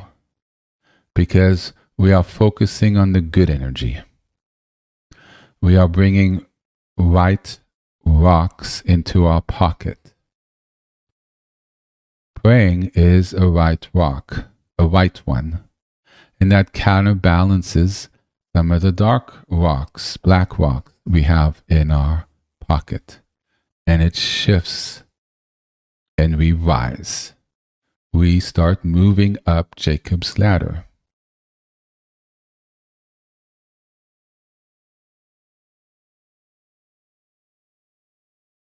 So we're going to pray briefly and then we're end for today. I hope this has been helpful. And I hope it encourages people who normally don't pray to start praying. Traditionally, the Shema is said twice a day, or you could say it 3 times a day. And what that does, it re-anchors you to God. It brings in that blessing, reconnects to the core truth of your faith. And definitely for Judeo-Christian religion, they're both based on the Old Testament, the Tanakh, based on the truth of one God, God of the Old Testament. So by calling that in, we're bringing in that blessing into us. It's calling it down. Because the prayer has its energetic essence in the upper chakras. This is getting more advanced. And by vocalizing it in our minds or in our throats, we've now brought it into our brains. And the throat, by vocalizing, is the throat chakra. So it's calling down a blessing. You see how the chakras help explain what's going on. And by calling down blessings, by reaching out for blessings, by opening for blessings, we are literally connecting and praying to the upper chakras. Putting our energy up there, whether we realize it or not, by reaching out. And then when we see blessings or things shift in us, in our lives, that's the rearrangement of the chakras with an upper level flow. The angels coming up, the angels coming down. So the angels coming up, we could say our prayers are the Shekhinah rising up in us. The angels coming down is the blessings, the Shekhinah coming back into our lives, giving us at Keter, at kingdom on the bottom, the blessings from the upper realms as we live on this planet. So we reach up, and then we receive the blessings coming down. It's a lot. That's kind of what I see in this image. And I hope that helps you all understand. So let's take 10 minutes. I'm going to move my little get up to my prayer space, and then we'll pray a little bit, no more than 20, 25 minutes tops. And there we are. So I hope this helps. So back at 9:17.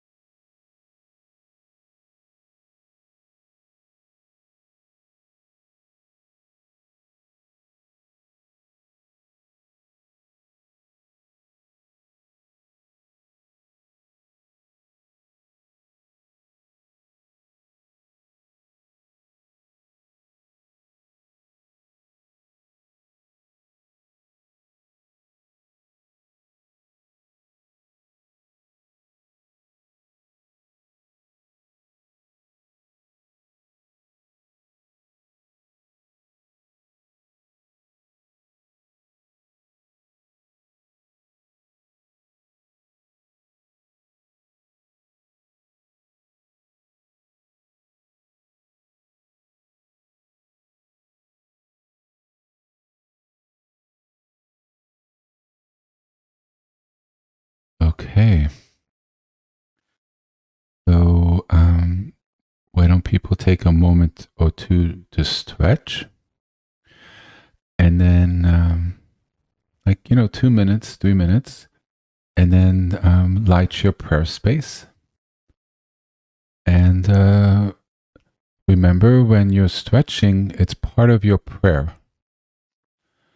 So you're stretching to allow the energy to flow better in your body.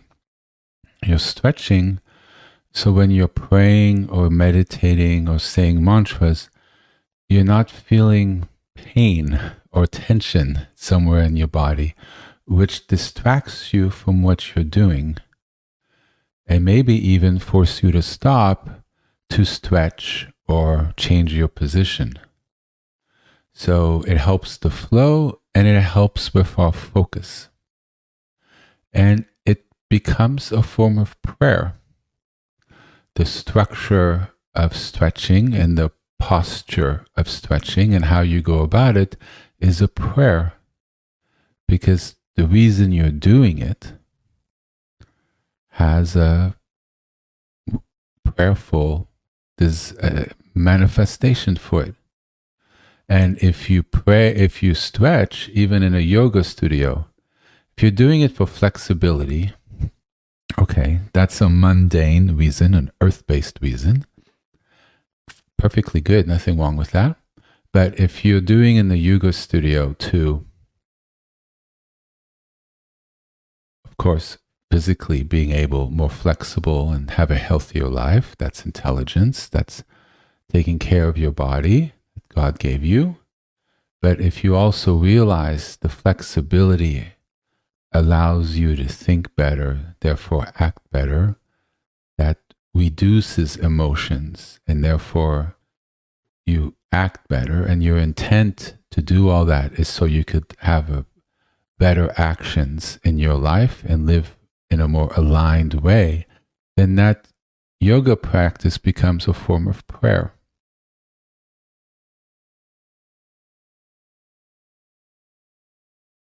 Because it helps align you to live in closer keeping with the purities of the Shekhinah, and therefore your life becomes more and more like a prayer.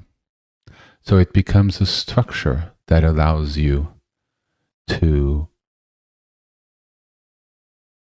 have a better flow river in your riverbed. Same with anything else. Cardio at the gym, a walk in the woods, mindfully. You're just doing it to sightsee and look at pretty trees. Well, that's nice. That's mundane. But if you do it to clear your mind, pray, line up, get a little perspective so you could re-engage in a better way, well, that's a form of prayer. There's a lot of forms of prayer. Knitting can be prayer, a form of prayer. Listening to religious music is definitely a form of prayer. Showering can be a very powerful form of prayer, which I haven't spoken about. There's all sorts of forms of prayer. Done mindfully, and what's your intent? More than just the physical act of what you're doing, but understanding the ramifications and the effect that it has on you if you engage with it in a deeper level.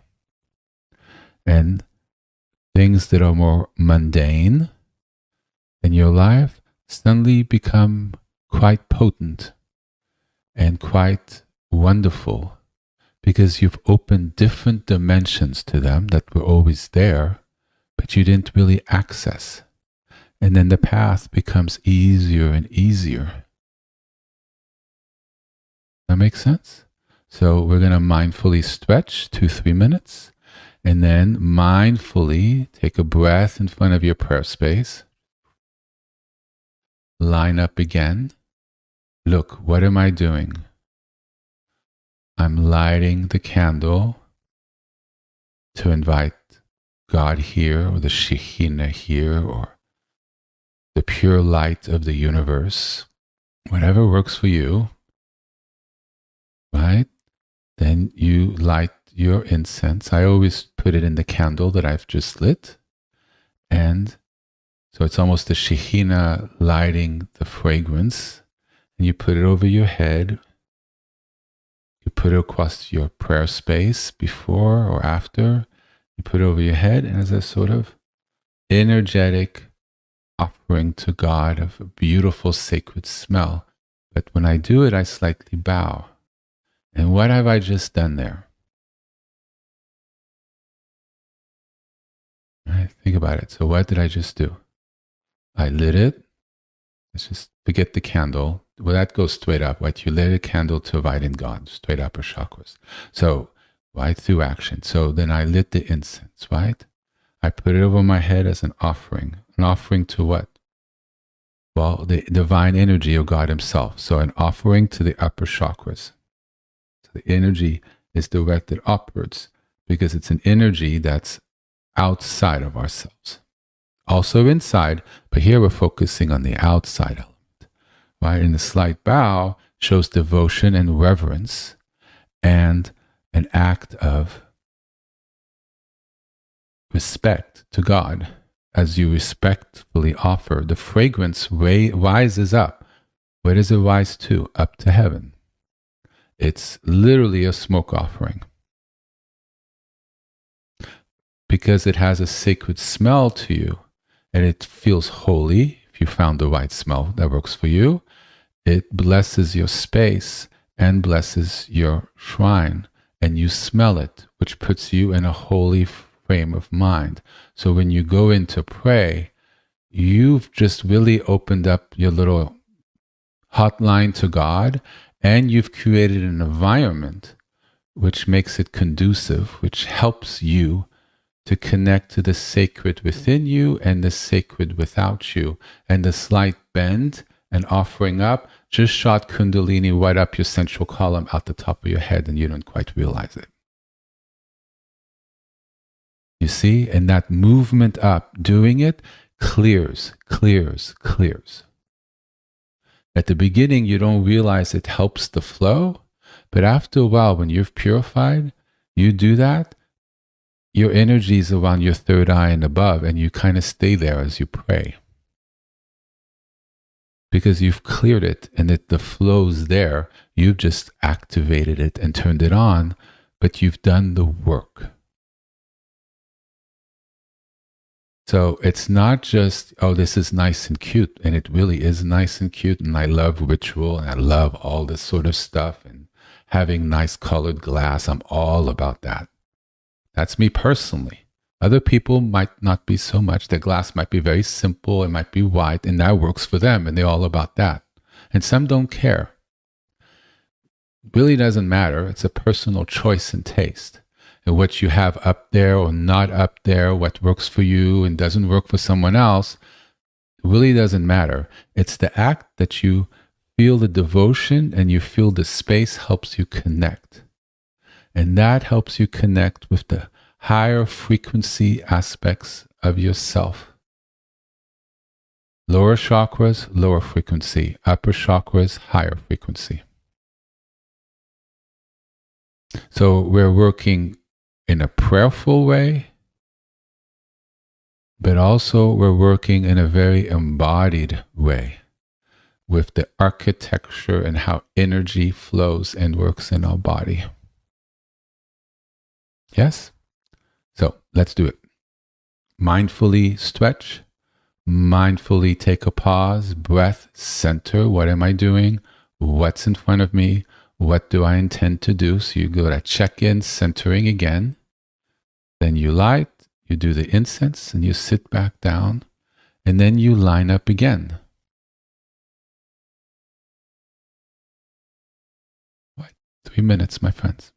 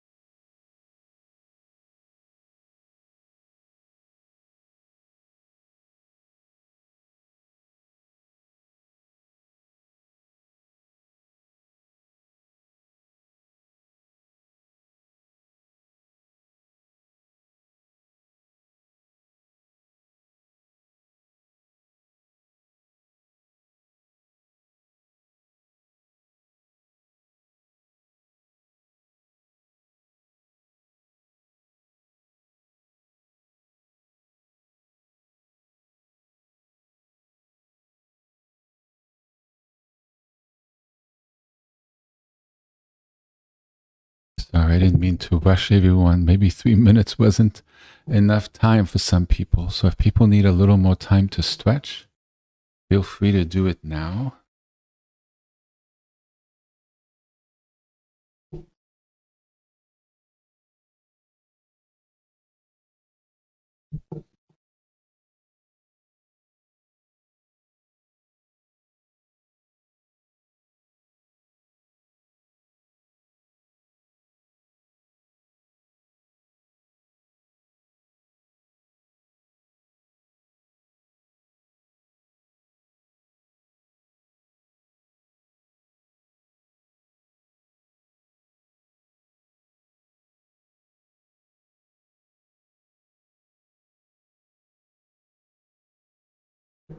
So just in keeping with the analogy of the river, the Grand Canyon at one point in time was just a little water on the surface. Could have been the smallest of streams, but the flow of water increased and grew with time, and then patterns emerged. And that can be like us. Small intention and a small movement. Suddenly the flow's greater, and then we've created habits, good habits. And then suddenly it's a whole other thing. That it started just with the smallest of things.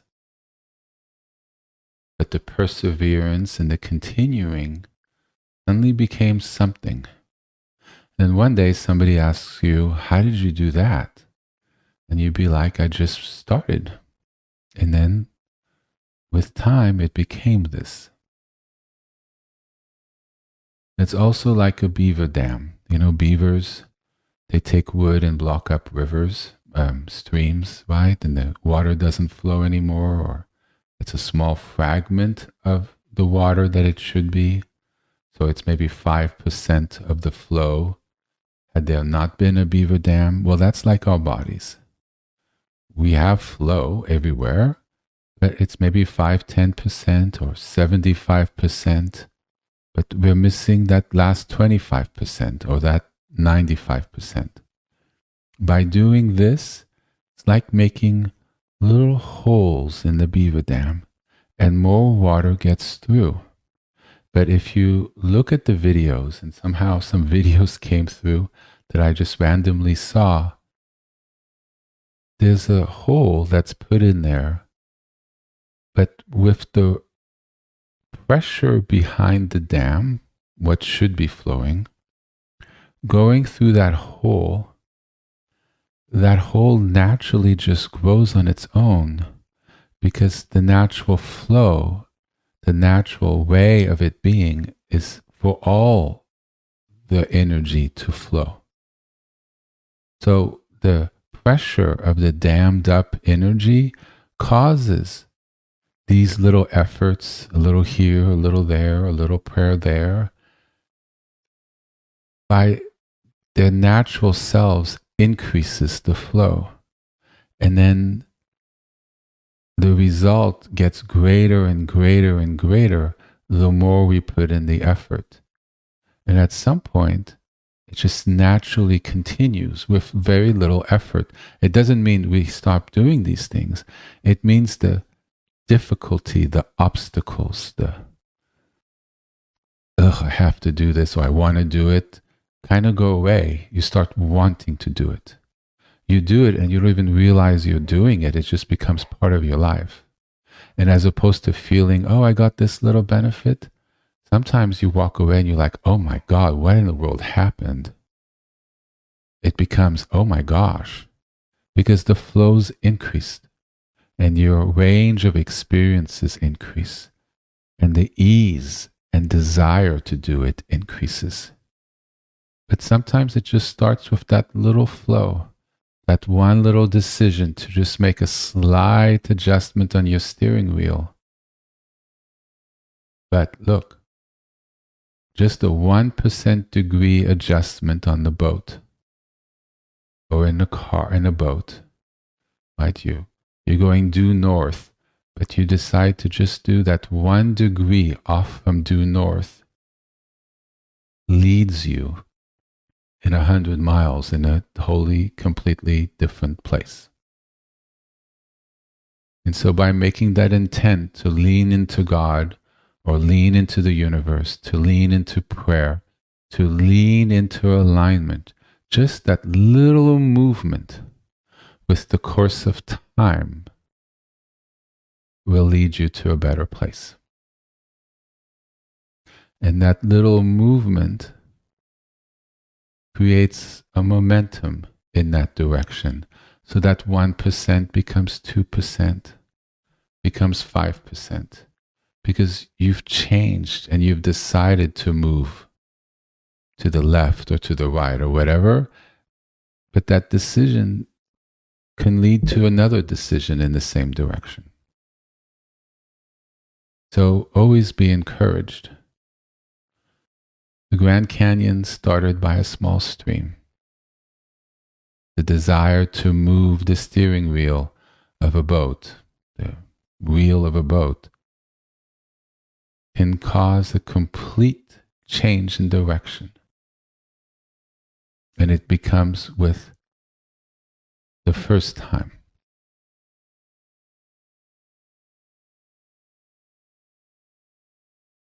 That first decision that I made to do whatever, let's just take meditation. The first time I tried to meditate, boy, was it a train wreck and horribly difficult. I thought I was going to die. 20 minutes felt like an eternity and a half. But then I again, and then again, and then again, and then different levels, different complexities, this and that, and then whoa. Decision to do regular services through my entire life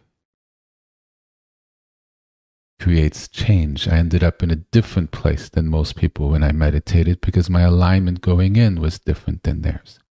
But I took on a different skill set that helped me understand things in a different way. But it starts with those little decisions, those little actions that we take in our life that's a little better, a little more aligned, where opening the flow, we are changing and rebalancing. Taking time to pray connects us with a very, very deep river, very sacred, holy river, and it brings it into our lives to heal us, remove the blocks, increase our flow. Amen. So let's get ready and we'll start.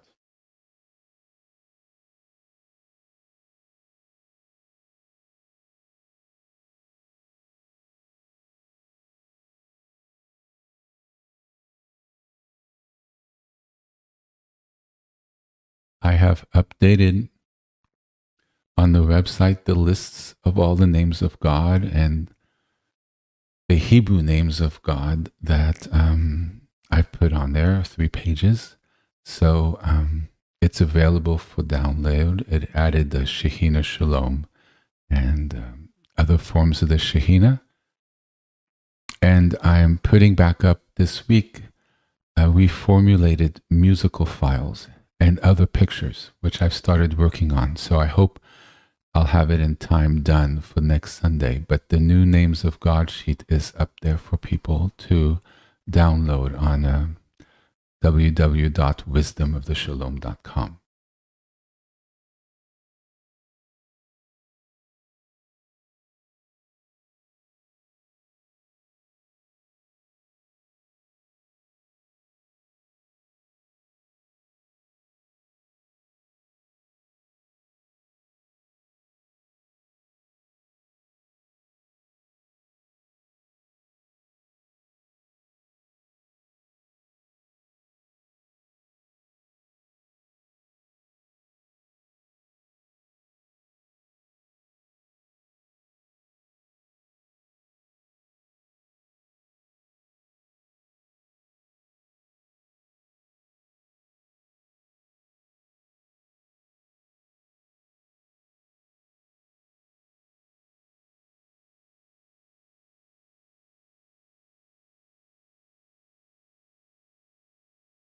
we'll start with the Shema, full of blessings, very powerful. Good way to open that phone line. I feel it like it's the official picking up the line. The profession of faith,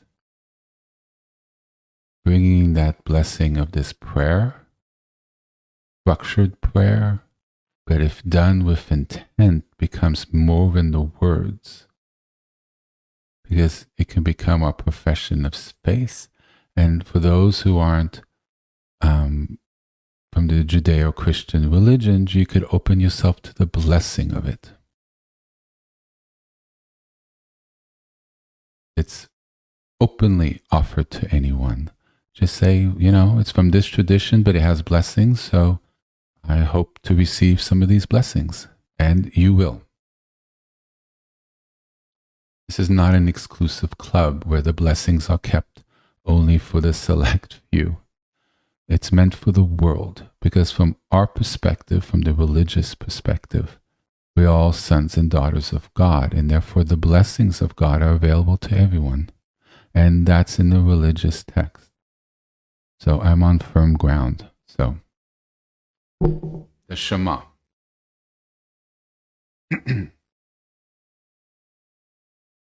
And please say it along with me if you feel called. It's not just hearing it, it's saying it. Don't be shy.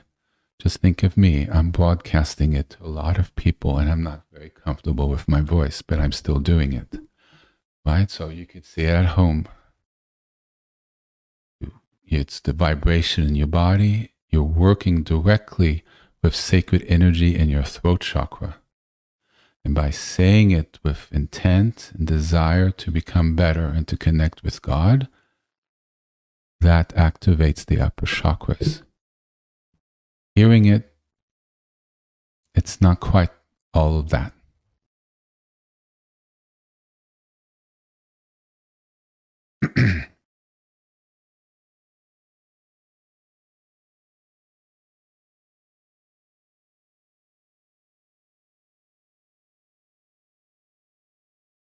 Shema Israel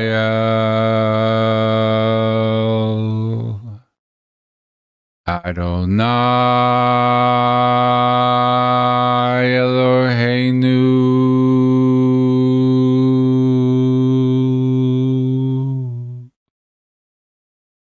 Adonai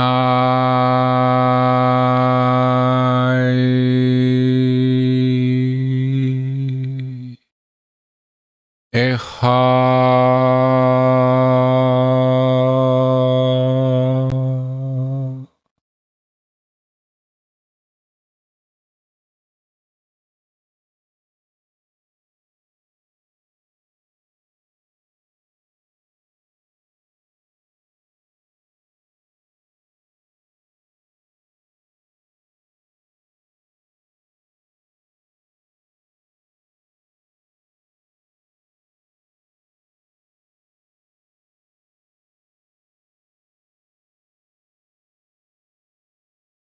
Shalom,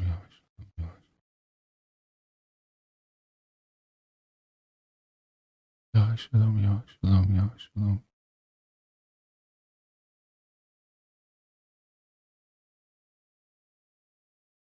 Abba, Abba, Abba, Abba.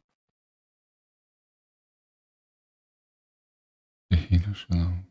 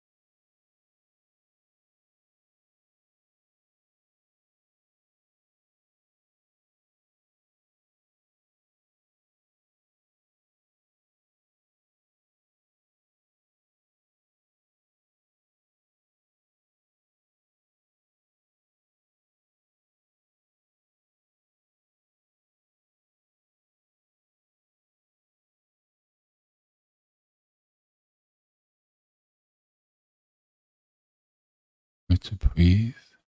Let go. Exhale tension. Release to the exhale.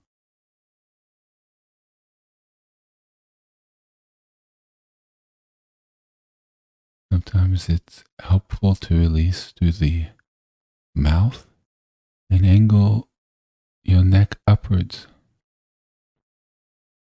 by having your neck like above 90 degrees, sort of 120, 130 degrees. So more further up, it opens the throat area and energy can really release. It's more of a less constricted. So if everybody takes an inhale through the mouth or through the nose, but then exhale with the chin further up.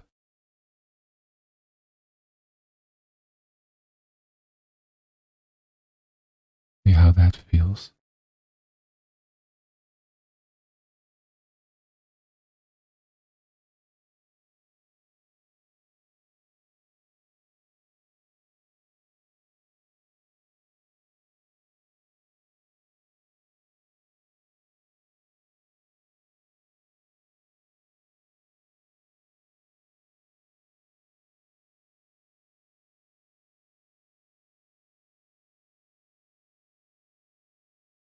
And if you're doing mantras or even if you're just doing an open meditation, it's okay sometimes for your eyes to be and your neck pointed just down right in front of you. It doesn't always have to be at the normal angle. Sometimes by it being almost straight down, but just a little bit in front of your leg, if you're cross-legged, that's a posture that really brings your energy together. And sometimes when things are tough, that's where you need to start. And you'll feel that the energy is easier there. And as you work through whatever that is, your gaze will naturally go up without effort. You have to start with the posture and the position that you feel is where you are. You're mindful kind of where the optimal is, but sometimes that's where you are and that's where you start from. And sometimes when I find myself starting from there, after 3 or 4 or 5 minutes, my gaze suddenly has been shifting up slowly, but I needed to work through that. And it wasn't from being where optimally I thought it should be, because it would be hard to get there without that process. For me, there's a process. Sometimes it starts there, starts where I'm at the shrine, but often I look straight across. But there's a movement gradually to where the neck kind of places itself. But that comes with time. But it's okay to have a close-in position. We have to work from where we are that day at that moment. Okay, let's continue.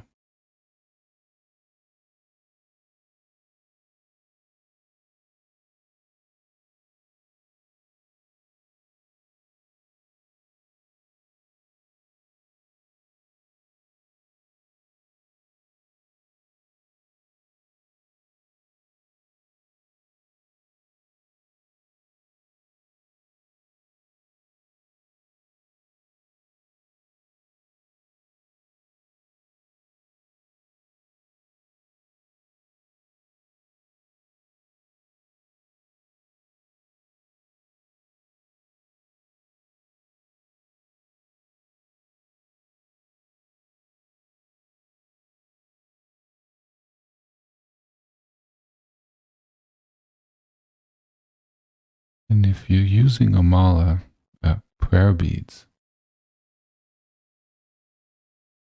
sometimes you just focus on the breathing and the releasing of energy, and you're no longer on the name of God you're using. That's okay. Remember, you've infused the name in the beads. So you still move the beads, but just by moving them, because you've used the beads so much and you associate them with the name of God you're repeating, just moving the beads puts out the energy of the name of God. My word for it. So if you're focusing on your breathing or the energy moving or whatever is going on, and the name of God repetition stops inside of you or you're saying out loud, that's okay. You'll notice if your hands are still going, your fingers are still moving the beads, then that's the anchor of the prayer and it's energetically still occurring. Sometimes it's good to let go into the process of what's occurring energetically and have that flexibility. It's sort of navigating the river, working through the turbulence and the flow. And by doing that, you're supple, you're working, you're not rigid, and then things move very quickly. So it's an open situation, just like you can shift the different names of God, working with stillness, doing the Aleph. It's open, there's a flow. And as you practice for a while, you realize you've built a structure to the flow, and therefore you can just let go and allow the current that's being generated to take you. Without thinking about it, you switch to different names of God, and it feels like it's the one that needs to be said, but there's no conscious thought. You sit in stillness because that's what's occurring.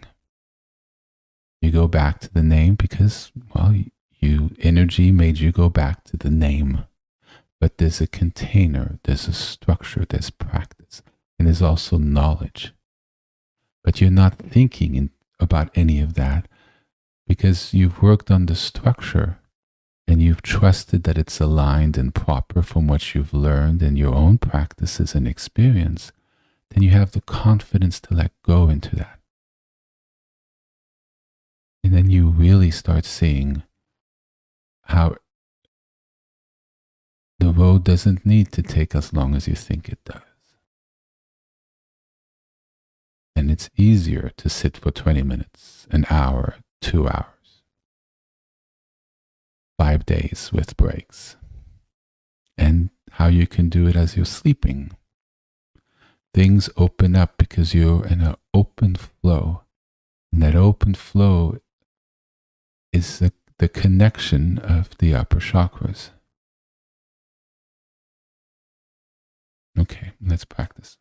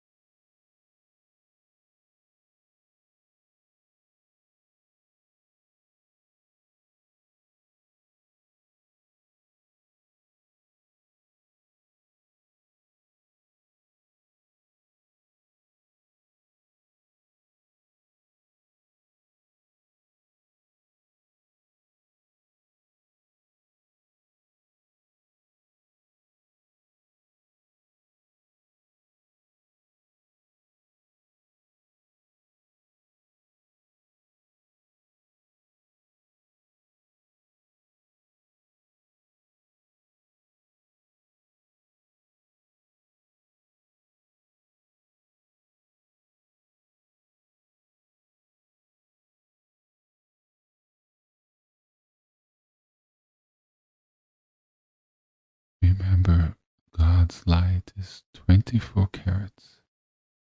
What gives us life inside our core is 24 carats. Pure divine gold, purest of blessing, source of life, the source of everything.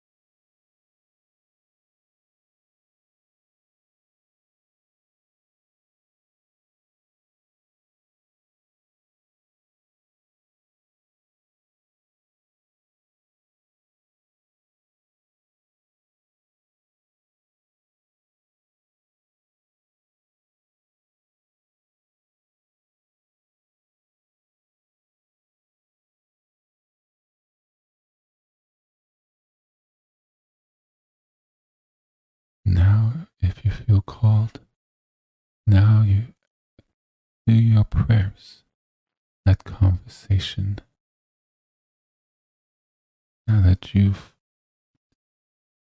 found a greater alignment and connection, this is a sweet spot, a good place to be able to do that communication.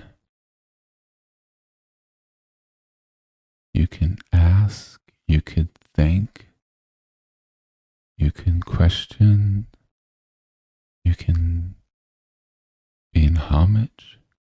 It's open. There is no right way. But the door is very open right now. So, the next 5 minutes or so, and then we'll start our prayer. And people can also keep doing the mantra or whatever they've been doing, or mixing in the prayer with the mantra. You make it your own, what feels good for you.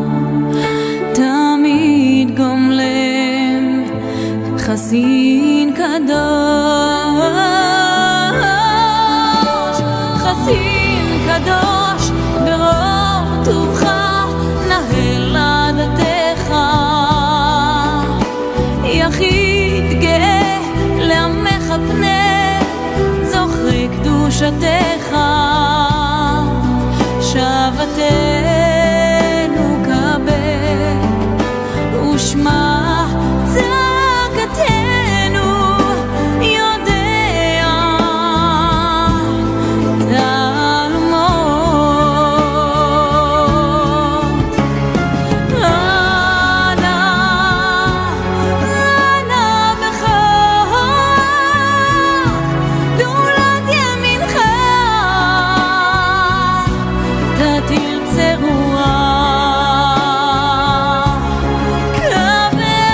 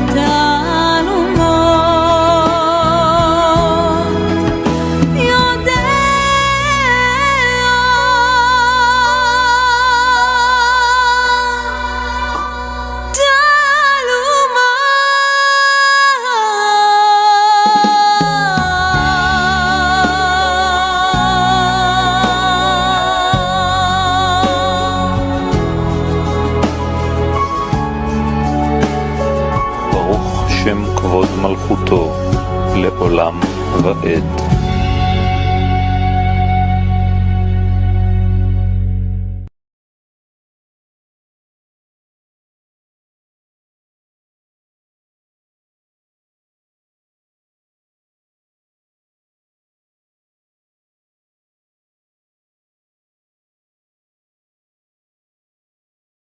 Thank you so much for joining me this week.